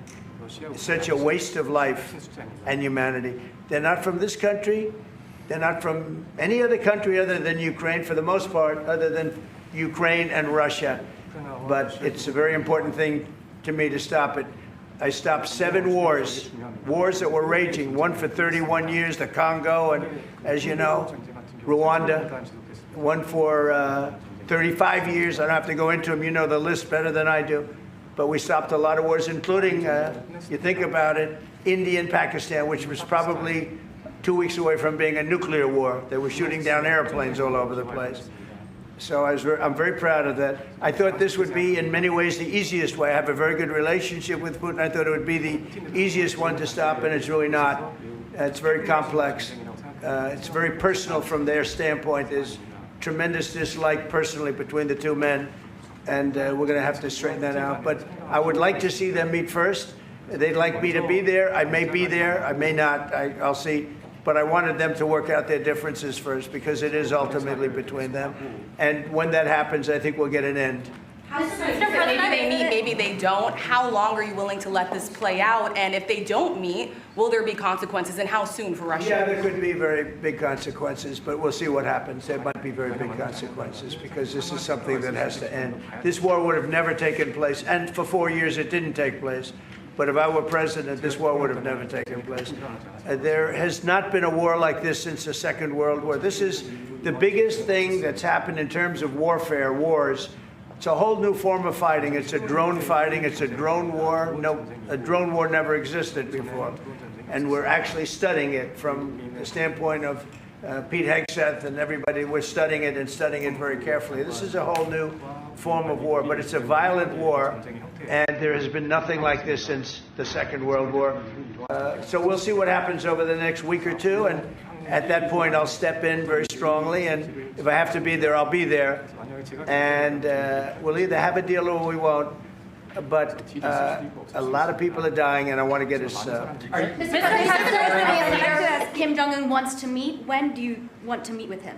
With who? You said the North Korean leader wants to meet. How soon would you? Yeah, we want to have a meeting. I like to have a meeting. I get along great with him. You know, you were there. We even had a press conference. He had his first press conference. Kim Jong-un had a press conference. This was a little different press conference. I said, have you done a press conference before? No. And you know what? He did great. It was a great press conference, actually. It was historic. I doubt he's done one since. But I said, would you like to meet the fake news? Because whatever you want to do. And they came in like you've never seen anything like it. And then he said, enough. And that was the end of the press conference. That was the end.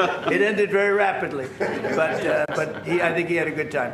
I look forward to meeting with Kim Jong-un in the appropriate future. Would you reduce the number of forces in South Korea so that the United States could have more flexibility in the region? Say it. Would you consider reducing the number of U.S. forces in South Korea so that the United States can have more flexibility? Well, I don't want to say that now because we've been friends and we're friends. And look, we have a lot of people over there. We have over 40,000 troops in South Korea. As you know, South Korea agreed to pay for that during my last term. And then when Biden came in, they complained to Biden that I wasn't a nice person. And he agreed not to pay. He gave up billions of dollars. We were getting paid billions of dollars. But then Biden ended that for whatever reason. It's unbelievable that he did. But we have a very good relationship militarily. They would say, but we gave you land. I said, no, you didn't. You lease us land. There's a big difference between giving and leasing. And maybe one of the things I'd like to do is ask them to give us ownership of the land where we have the big fort. You know, we spent a lot of money building a fort. And there was a contribution made by South Korea, but I would like to see if we could get rid of the lease and get ownership of the land where we have a massive military base. Okay? Would you go? Thank you, Mr. President. How are you planning to make? I also want to ask this question to Mr. President. Who are you with? I'm Song Mi-jin. I'm from South Korea's Arirang TV. Good. Thank you so much. So as mentioned earlier, the United States is South Korea's most important and closest ally. So in this point of view, I would like to ask you and also President Lee, what do you think are the key ways to make the South Korea-U.S. alliance greater? Well, I think it's great now. I feel very warmly toward South Korea. I will tell you that I have a lot of people in business that I deal with that are from South Korea. They love Trump because they feel I've saved. I think you would have had a nuclear war if I weren't. I think you would have had a nuclear war, North Korea and South Korea. I think it would have been a disaster. You're only 60 miles away from Seoul. They don't even need nuclear. They have their cannons, you know, howitzers, and they have them buried in the mountain. You know what I'm talking about. And I think you would have had, if I didn't win that election, if Hillary Clinton, crooked Hillary, won that election, I think you would have had a nuclear war. It would have taken place, and it would have been horrendous for everybody, including them. It would have been very bad for them because we would have had to enter the picture, and we are the most powerful nuclear country in the world by far. Russia's second, China's third. China's going to catch eventually, 5 or 6 years. They're working to catch. One of the things we're trying to do with Russia and with China is denuclearization. And it's very important. One of the things I discussed with President Putin the other day, it wasn't just that, it was also other things. And I think the denuclearization is it's a big aim. But Russia's willing to do it, and I think China's going to be willing to do it too. We can't let nuclear weapons proliferate. We have to stop nuclear weapons. The power is too great. Okay? Thank you. Mr. President, I'd like to ask you further question about South Korea and U.S. alliance. I'm Anna from the Korea Times, and I'd like to ask you about the trade deal that's on the table. You mentioned about the shipbuilding industry, and President Lee mentioned about the manufacturing industry. And what other areas or sectors that you intend to focus on this trade deal? Because Korea is bringing in many investments and trade jobs as well. So I'd like to know the opinions of both, how to get beneficial outcomes for both countries through this deal? Well, we're going to get along great because we really sort of need each other. We love what they do. We love their product. We love their ships. We love a lot of the things that they make. And they love what we have. We're dealing with them on Alaska having to do with the oil. You need oil and we have it. So we have a big advantage in that way. We have more oil and gas and coal and energy than any other country in the world by far. No, for whatever reason, God was very good to us. He gave us the greatest. We didn't use it. We started to use wind. Wind doesn't work. They started to use solar panels that took over the land all over the Midwest, where the farmers said, what happened to my land? They'd have a 10-mile by 10-mile solar field that they couldn't farm, the most valuable land, farming land in the world, probably the most vibrant in the world. And they put solar plants all over the place. It's ridiculous. Big, massive black fields of solar that all comes out of China, or plastic, all comes out of China. But we have the greatest amount of energy in the world, and we're dealing with South Korea, as you know, in Alaska, and we're going to be making a deal, a joint venture with South Korea. Japan is involved also, very strongly involved. So we have Japan and South Korea, and we're actually the closest. You know, it seems like quite far away, Alaska and. But actually, it's right up the little ocean, right up the little Pacific Ocean. It's actually pretty close, relatively speaking. But we have more oil and gas and coal than any other nation in the world by far, and we're going to use it. And that's the thing that South Korea, I think, most wants from us, I would think. Mr. President, would you go back to the DMZ to meet with the North Korean leader? Say it. Would you go back to the DMZ to meet with the North Korean leader? I loved it. Remember when I walked across the line and everyone went crazy? Especially Secret Service, I would say they were crazy. And I looked into those windows, you know, the windows, the glass, that you could only see if you looked direct, because there was all sorts of stuff. But I looked in and I saw more rifles pointing at me than you could. There were a lot of rifles in that building. The Secret Service was not happy. You know the buildings I'm talking about? The two blue buildings on each side. And I walked up the middle and I looked in the window and I saw more guns in that room than I've ever seen in my life. I looked at the other side and it was the same thing. And yet I felt safe. I felt safe because I have a great relationship with Kim Jong-un. I hope it stays that way. I think it will. I have a very good relationship. I understand him. I spent a lot of free time with him, talking about things that we probably aren't supposed to talk about. And, you know, I get along with him really well. I think he has a country of great potential, tremendous potential. Is it possible you meet him this year or maybe next year? Well, I'm meeting a lot of people. I mean, it's hard to say that, but I'd like to meet him this year. President Xi would like me to come to China. It's a very important relationship. As you know, we're taking a lot of money in from China because of the tariffs and the different things. And it's a very important relationship. We're going to get along good with China. I hear so many stories about we're not going to allow their students. We're going to allow their students to come in. We're going to allow, it's very important, 600,000 students. It's very important. But we're going to get along with China. But it's a different relationship that we have now with China. It's a much better relationship economically than it was before. With Biden, boy, what he allowed that, I mean, they just took him to the cleaners. You know the expression? They took him to the cleaners. I'm sure they have an equal expression in South Korea, but they took that guy out for a ride like nobody's ever been ridden before. Terrible. But we have a very strong relationship, Howard, I would say, economically with China now, getting much better. They have to give us magnets. If they don't give us magnets, then we have to charge them 200% tariff or something, you know. But we're not going to have a problem, I don't think, with that. I think that's perhaps behind us. You know, China intelligently went and they sort of took a monopoly of the world's magnets. And nobody needed magnets until they convinced everybody 20 years ago, let's all do magnets. There were many other ways that the world could have gone. But so it'll take us probably a year to have them. We're heavy into the world of magnets now, only from a national security standpoint. But we have a powerful thing. It's airplane parts. They have many Boeing jets. You know, they had 200 jets that didn't fly. And I've sent them all, based on his word, I sent them all of the parts so their planes can fly. I could have held them back. I didn't do that because of the relationship I have. and their planes are now flying. You know, we had 200 of their planes were unable to fly because we were not giving them Boeing parts purposely, because they weren't giving us magnets. Therefore, we weren't giving them. But we have a much more powerful thing, that's tariffs. If we wanted to put 100%, 200% tariffs on, we wouldn't do any business with China.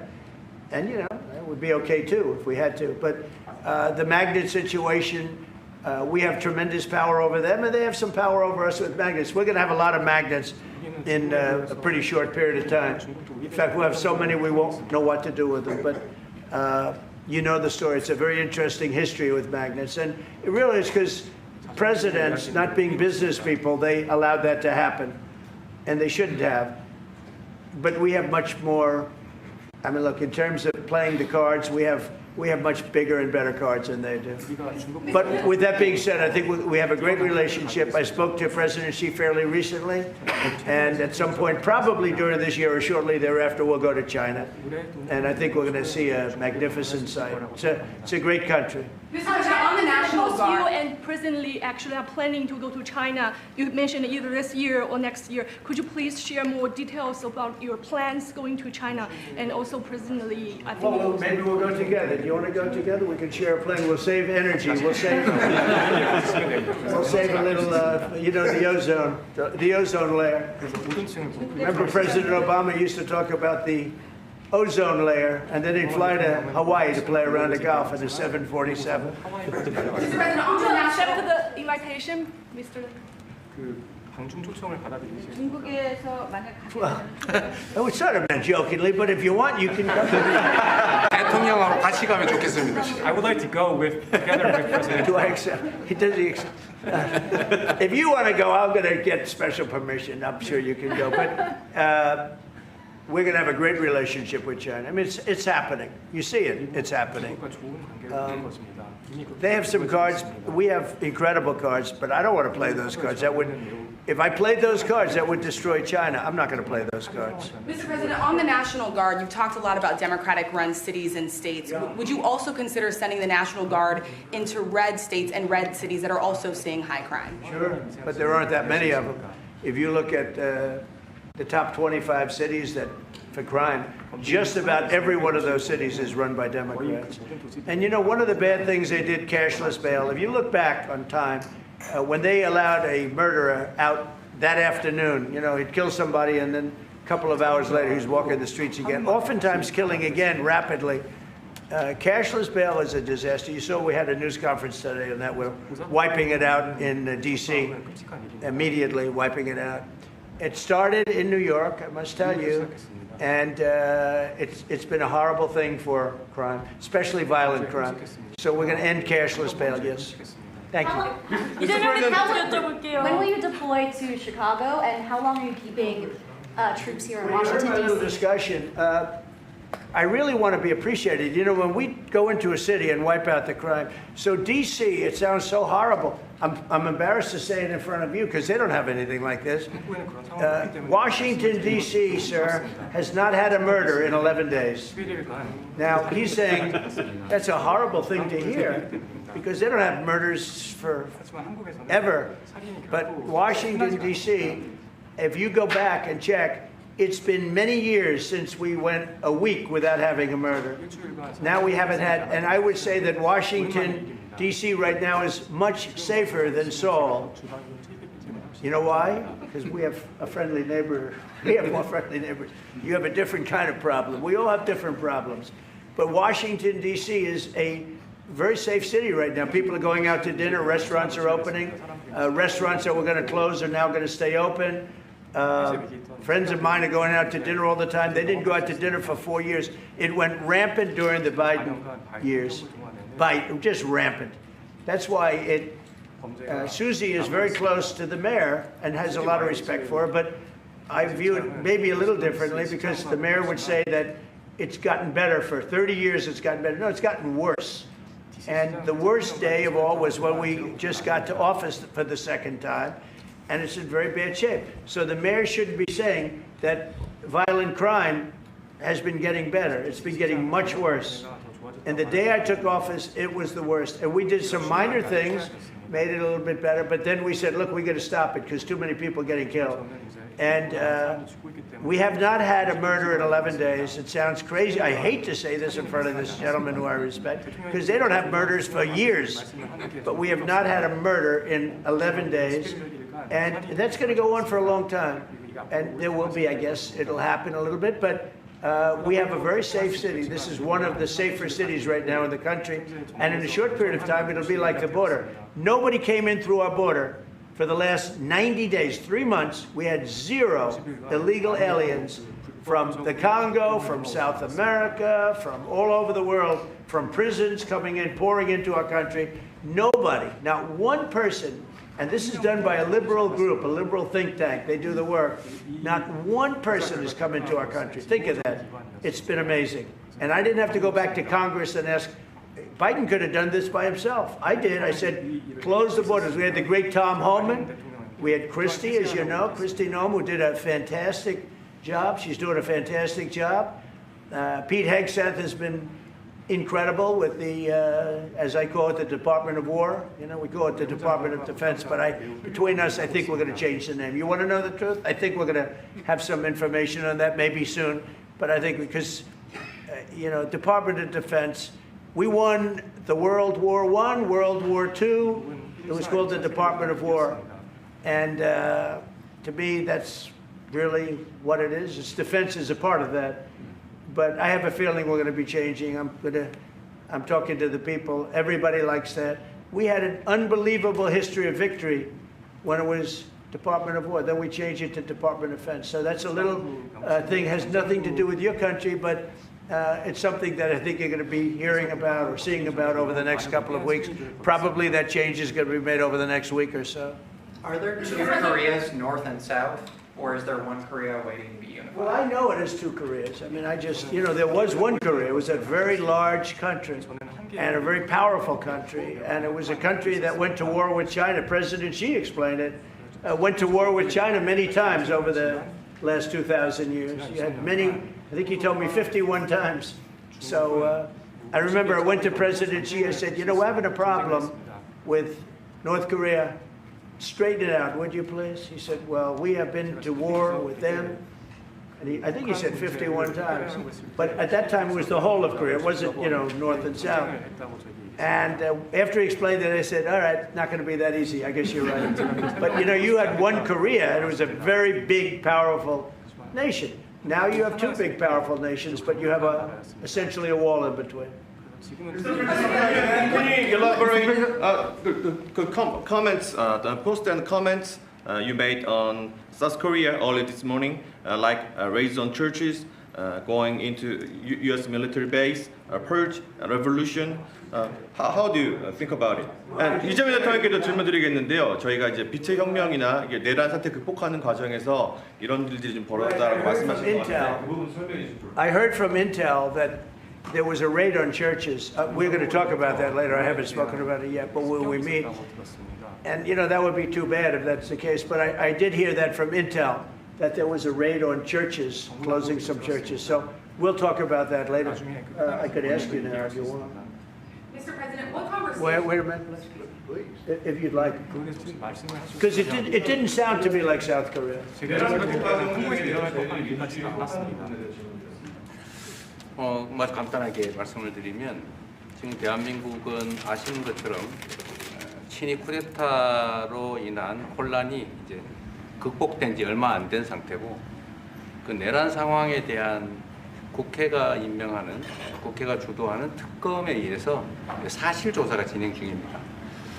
물론 저의 통제하에 있지는 않지만 하여튼 대한민국 검찰이 하는 일은, 검사가 하는 일은 팩트 확인, 팩트 체크인데 미군을 직접 수사한 게 아니고 그 부대 안에 있는 한국군의 통제 시스템이 어떻게 작동했나를 확인한 것 같습니다. 나중에 좀 더 자세히 설명을 드리도록 하겠습니다. So it hasn't been long since Korea has overcame the political turmoil following the self-coup by the former president.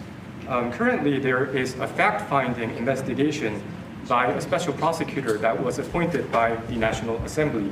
And this special prosecutor... Is his name Deranged Jack Smith, by any chance? they took him from our country. They put Deranged Jack. He's a deranged, sick individual. But go ahead. Go ahead. I'm only kidding. Maybe I'm not. And that special prosecutor is not under my control. And so the special prosecutor is conducting a fact-finding investigation.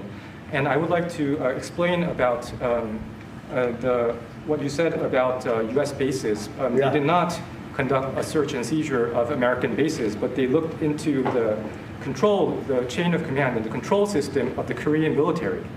Right. And I would be happy to That's okay. explain about this more in detail I'm sure it's, during our lunch meeting. I am sure it's a misunderstanding, but you know, there is a rumor going around about churches, raiding churches, so we'll talk. I'm sure that's going to be worked out fine.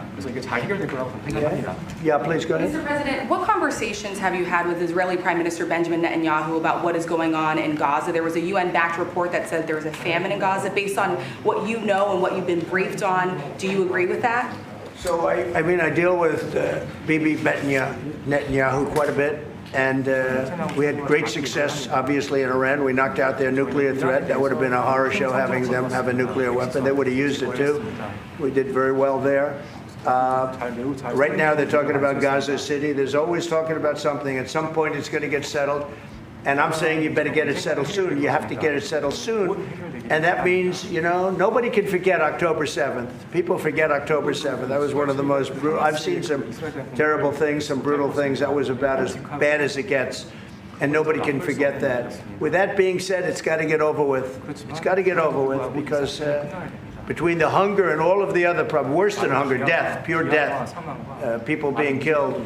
And, you know, I'm the one that brought back the hostages, and I did it with that gentleman right there, Steve Witkoff, and with Marco. All of us, the whole team, we worked together. Even the trade people worked on it with us. And we brought back a lot of the hostages. Now we're left with, would you say 20, Steve, or would you say it's less than 20? I hope it's 20. He hopes it's 20 because some could be dead. That's what he means, I assume. So we have 20, but there's rumors that some could be dead. It's a terrible situation over there, terrible, terrible situation. But it's coming to a head, it's coming to an end. We are sending, you know, we sent $60 million of food over there just recently. And I don't even know if people know it. We distributed ourselves. We're giving a lot of food, spending a lot of money on food, getting it over there. We have a lot of food. We have a lot of oil, and we have the greatest farmers in the world. So we have a lot of food, but we're sending a lot of it over to Gaza, and we're feeding a lot of people. But with all of that being said, it's a lot of people to feed.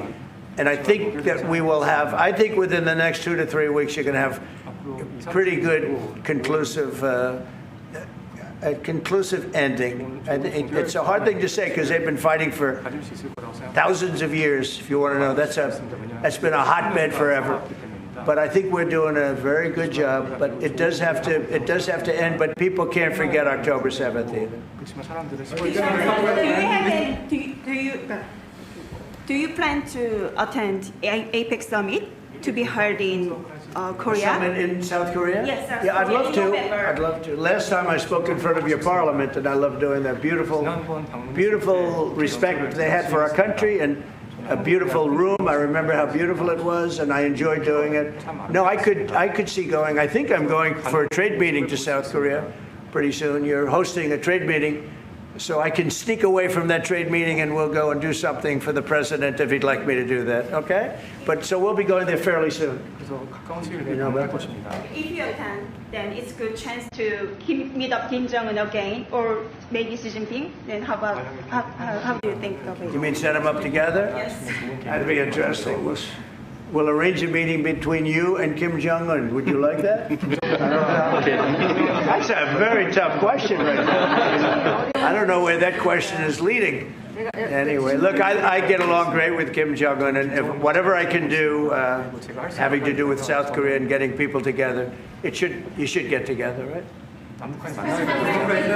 Yes, ma'am. Yes. Yeah. I want to ask. Turned out to be the worst one in the room. I want to ask about Masca project.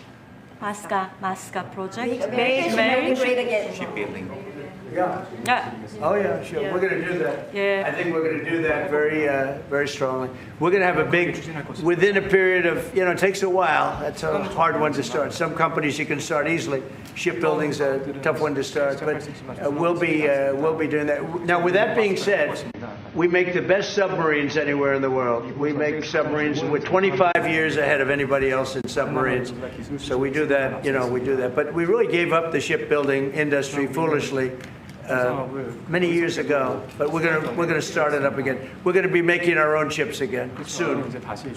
Okay, how about one or two more? Have you been briefed on the search of John Bolton's home and office from Friday? Have you been briefed on that? I have not been briefed. No, I read it just like you did. I was never a fan of his. I thought he was stupid. I thought he was, a guy that only wanted to go into war. He liked killing people. I thought he was essentially a bad guy, but I'm not involved in that. No, you'd have to ask Pam Bondi about that. Are more raids coming, sir? Are more raids like that coming, sir?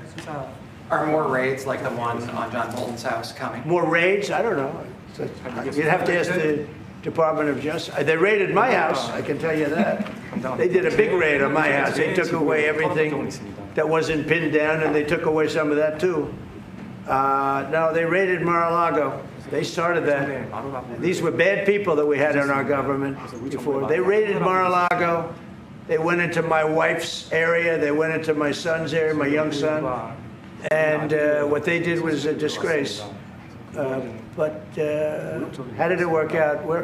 I see. We're in the overall. I guess it didn't work out too well for them, did it?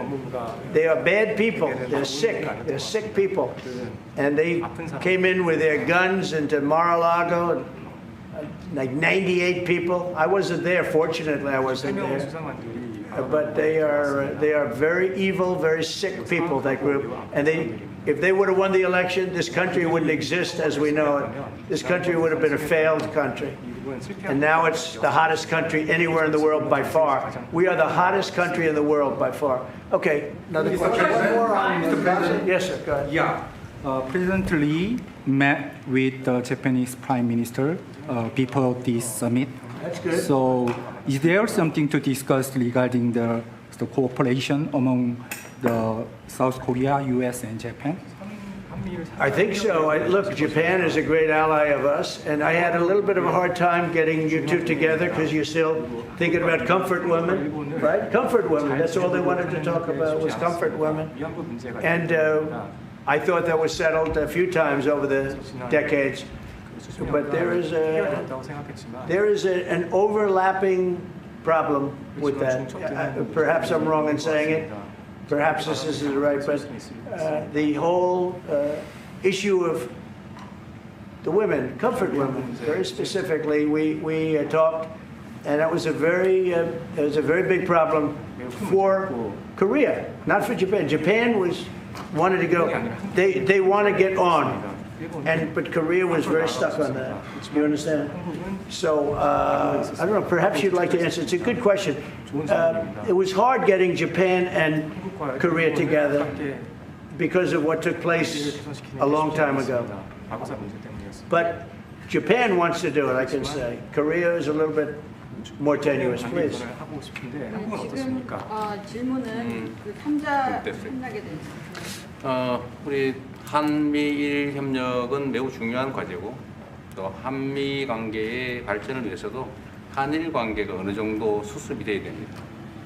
Trilateral cooperation among Korea, the U.S., and Japan is very important, and better Korea-Japan relations is also important for the Korea-U.S. relationship as well. 그래서 대통령께서 한미일 협력을 매우 중시하고 계시기 때문에 제가 대통령을 뵙기 전에 미리 일본과 만나서 대통령께서 걱정하실 문제를 다 미리 정리했다 이렇게 생각해 주시면 좋겠습니다. Because I know that President Trump, that you put emphasis on trilateral cooperation, right.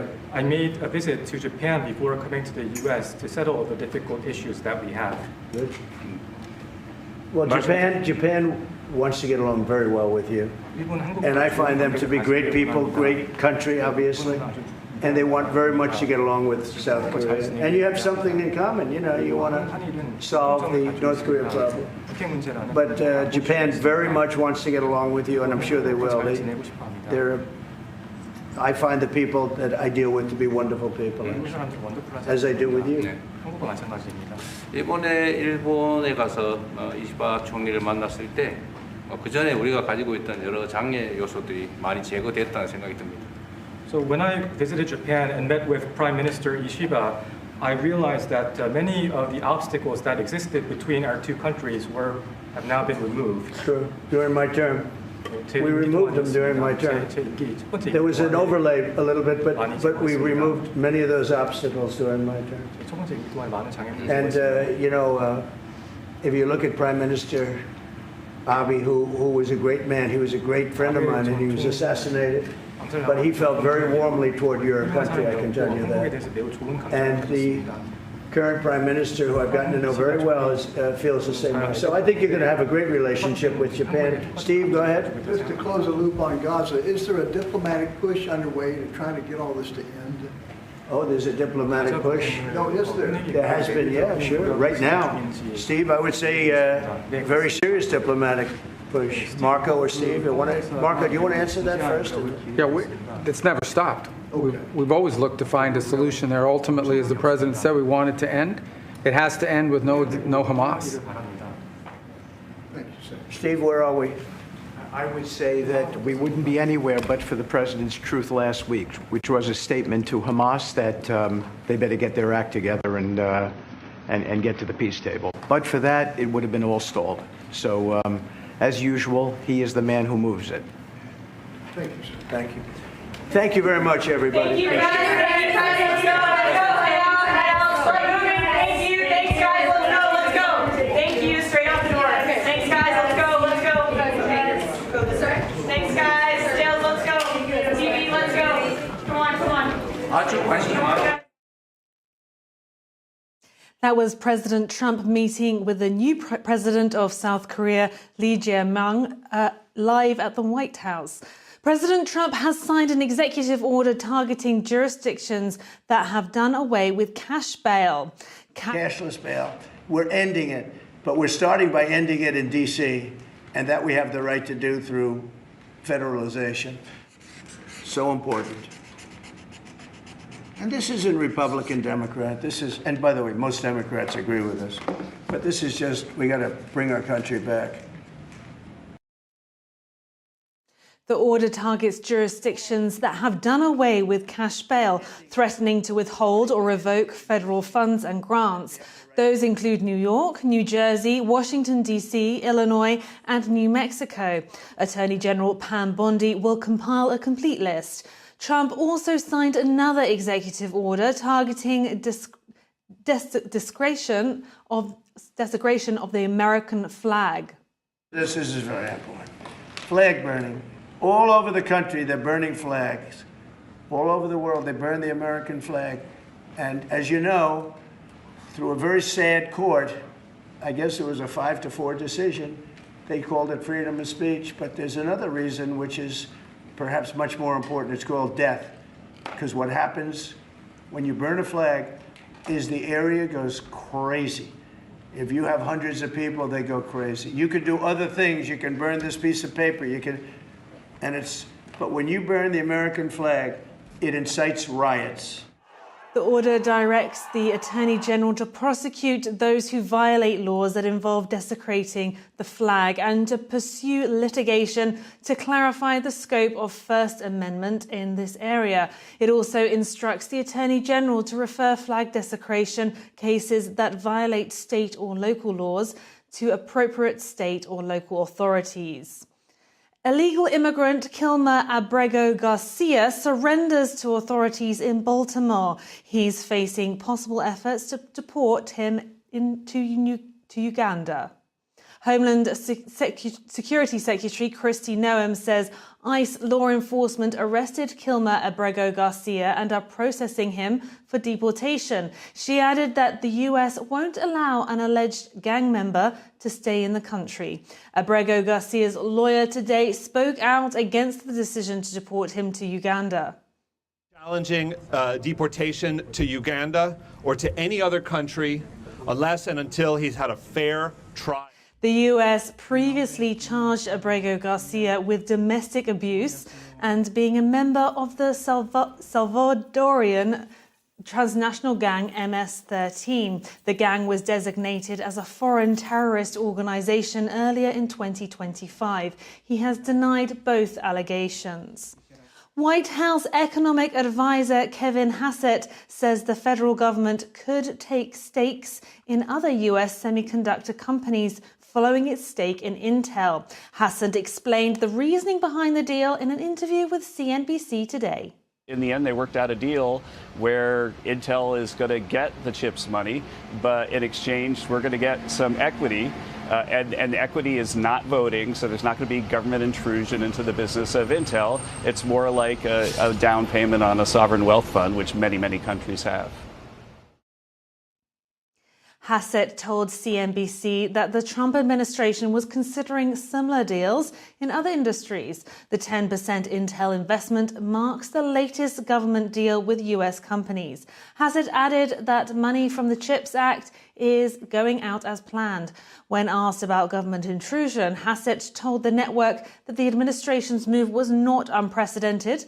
Hassett pointed to the government-sponsored mortgage enterprises Fannie Mae and Freddie Mac. Trump said on Truth Social, quote, "I will make deals like that for our country all day long." An Israeli strike hit southern Gaza's main hospital today. The Hamas-controlled Gaza Health Ministry says 19 people were killed, including 4 journalists. Israel reacted to news of the strike, saying that IDF troops carried out a strike in the area of Nasser Hospital in Khan Yunis. It says an initial inquiry will be conducted as soon as possible. Israel further said the IDF regrets any harm to uninvolved individuals and does not target journalists as such, adding that the IDF acts to mitigate harm to uninvolved individuals as much as possible, maintaining the safety of IDF troops. One of the journalists reportedly killed included Mariam Dagger, a visual freelance journalist who also worked for the Associated Press. Al Jazeera and Reuters also confirmed their journalists and freelancers were among those killed. Continuing with Israel, Prime Minister Benjamin Netanyahu said Israeli forces could start withdrawing from southern Lebanon. This follows the Lebanese cabinet's decision earlier this month to work toward disarming the Hezbollah terrorist group by the end of 2025. Netanyahu said today that if Lebanon takes the necessary steps to disarm Hezbollah, then Israel will respond with reciprocal measures. That would include a phased reduction of the Israeli military presence in southern Lebanon. France has summoned US Ambassador Charles Kushner after he accused Paris of failing to fight anti-Semitism. In an open letter to President Emmanuel Macron, Kushner wrote that French Jews live in fear and urged stronger action to protect them. In a letter seen by NTD that was later published on the Wall Street Journal, Kushner wrote, quote, "Public statements haranguing Israel and gestures toward the recognition of a Palestinian state emboldened extremists, fuel violence, and endanger Jewish life in France." In response, France's foreign ministry called the remarks unacceptable and said they violated international law by interfering in domestic affairs. The clash comes as France prepares to recognize a Palestinian state and amid growing strains between Washington, Europe, and Israel. The FDA suspends a vaccine license for a mosquito-borne disease. Public health officials cited severe adverse effects, including neurological and cardiac issues.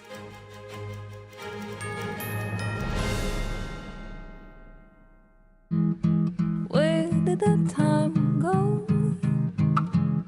Somehow I lost all those years. Where did the time go? I don't know how I got here. Or how did I get here?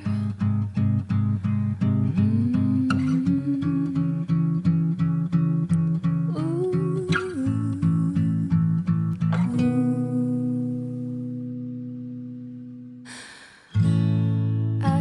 can see now. You've done the hard part. You quit smoking. Now do the easy part and get scanned for lung cancer. If you smoked, you may still be at risk, but early detection could save your life. Talk to your doctor and learn more at savedbythescan.org. My mom and dad were traditional Asian parents. Now my father would go to work before I woke up in the morning, and then he would come home too tired to play with me.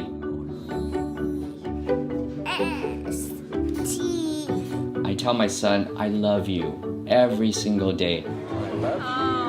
Now my dad has never said that to me. Not because he doesn't love me, but because culturally it wasn't comfortable for him. So I teased him the other day and I said, how come you never say that to me? And he said, you're too old now. Now that he's a grandfather, he says, I love you to my son every time he sees him. My advice to all the fathers out there, forget the material things, forget the cultural restrictions. They grow up way too fast for you to waste even a single precious minute or moment. Say bye-bye. Bye-bye.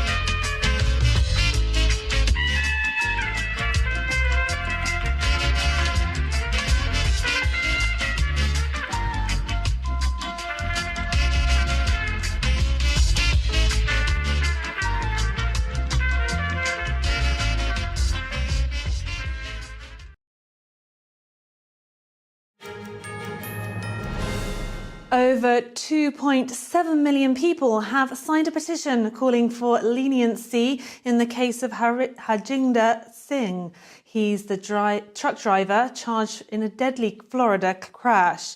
The petition on change.org was created by the group Collective Punjabi Youth. It asks Governor Ron DeSantis and the State Clemency Board to review his prosecution. Prosecutors say Singh made an unauthorized U-turn on the Florida Turnpike, causing a collision with a minivan that killed 3 people. He was later arrested in California, returned to Florida and ordered held without bond after a judge cited flight risk concerns. Supporters argue the crash was accidental and that the charges are too severe for the circumstances. Singh faces 3 counts of vehicular homicide. The authorities say Singh entered the US illegally in 2018 and was later denied a commercial work permit. Governor DeSantis did not immediately respond to a request for comment. The University of South Carolina has given the all clear after issuing an alert yesterday over a possible active shooter on campus. Students were told to shelter in place yesterday while police conducted investigations around the library where the unconfirmed reports originated. University spokesperson Jeff Stensland said in a statement that the alert was sent out of an abundance of caution. Officials later said there was no evidence of a shooter and no reports of any shots having been fired. Stensland said there were 2 minor injuries reported related to the evacuation procedure. This is days after similar false reports of active shooters at Villanova University and the University of Tennessee at Chattanooga. Southwest Airlines is changing its seating policy for plus-size passengers. Starting this Wednesday, passengers who take up space in the neighbouring seat will have to buy an extra ticket and it might not be refunded. The current rules allow flyers to buy an extra seat ahead of time and get refunded later, or request an extra seat at no charge at the airport. Those options made Southwest popular with many plus-size passengers, but the new rules mean the second seat will be non-refundable unless the flight departs with at least one open seat, and both seats are purchased within the same fare class. The move is the latest in a series of changes for Southwest. The carrier has also ended its open seating policy and instituted checked baggage fees. President Trump over the weekend appointed Airbnb's co-founder to redesign thousands of US government websites. The 44-year-old designer and entrepreneur will spearhead a new national design studio to make online services more efficient and easy to use. Joe Gebaia graduated from the Rhode Island School of Design with degrees in graphic design and industrial design. Earlier this year, Gebaia joined the Department of Government Efficiency to help modernize the federal retirement process. White House official David Sachs said on X that Gebaia will be in charge of roughly 26,000 federal web portal redesigns. Gebaia posted on the platform writing, quote, "I will do my best to make the US the most beautiful and usable country in the digital world." Federal regulators have suspended approval of a vaccine against chikungunya. The move follows reports of severe adverse effects. France-based Valneva makes the vaccine known as Ixchiq. Valneva's CEO said in a statement that the company would continue to make its vaccine available globally. The FDA originally approved Ixchiq in 2023 to prevent disease caused by the chikungunya virus for high-risk adults. The Centers for Disease Control and Prevention in 2024 recommended the vaccine for people traveling to certain countries. Health officials said in an alert in May that serious adverse events included neurological and cardiac problems. The report revealed more than 21 hospitalizations and 3 deaths related to the vaccine. Drug overdose is now the leading cause of death for Americans aged 18 to 44, according to the CDC. The surge in substance use has fueled an explosion of drug treatment centers nationwide, but critics say it has also opened the door to bad actors more focused on profits than patient care. NTD's Daniel Monahan spoke with Master's Certified Addiction professional John Pulse for analysis. Florida has been hit especially hard by the fentanyl epidemic. A boom in treatment centers and sober homes led to widespread abuses, including patient brokering, where facilities paid for referrals. A state task force eventually made more than 100 arrests. You cannot get paid per person for referring somewhere, right? If I were getting paid per person I put into a treatment center, that would be patient brokering. Those found guilty face prison time. Master Certified Addiction professional John Pulse says the Affordable Care Act, or Obamacare, also played a role in the growth of the industry. All of a sudden, all these people who weren't insured were insured, and people were able to stay on their parents' insurance until the age of 26, combined with the opioid crisis, which predominantly affected younger people.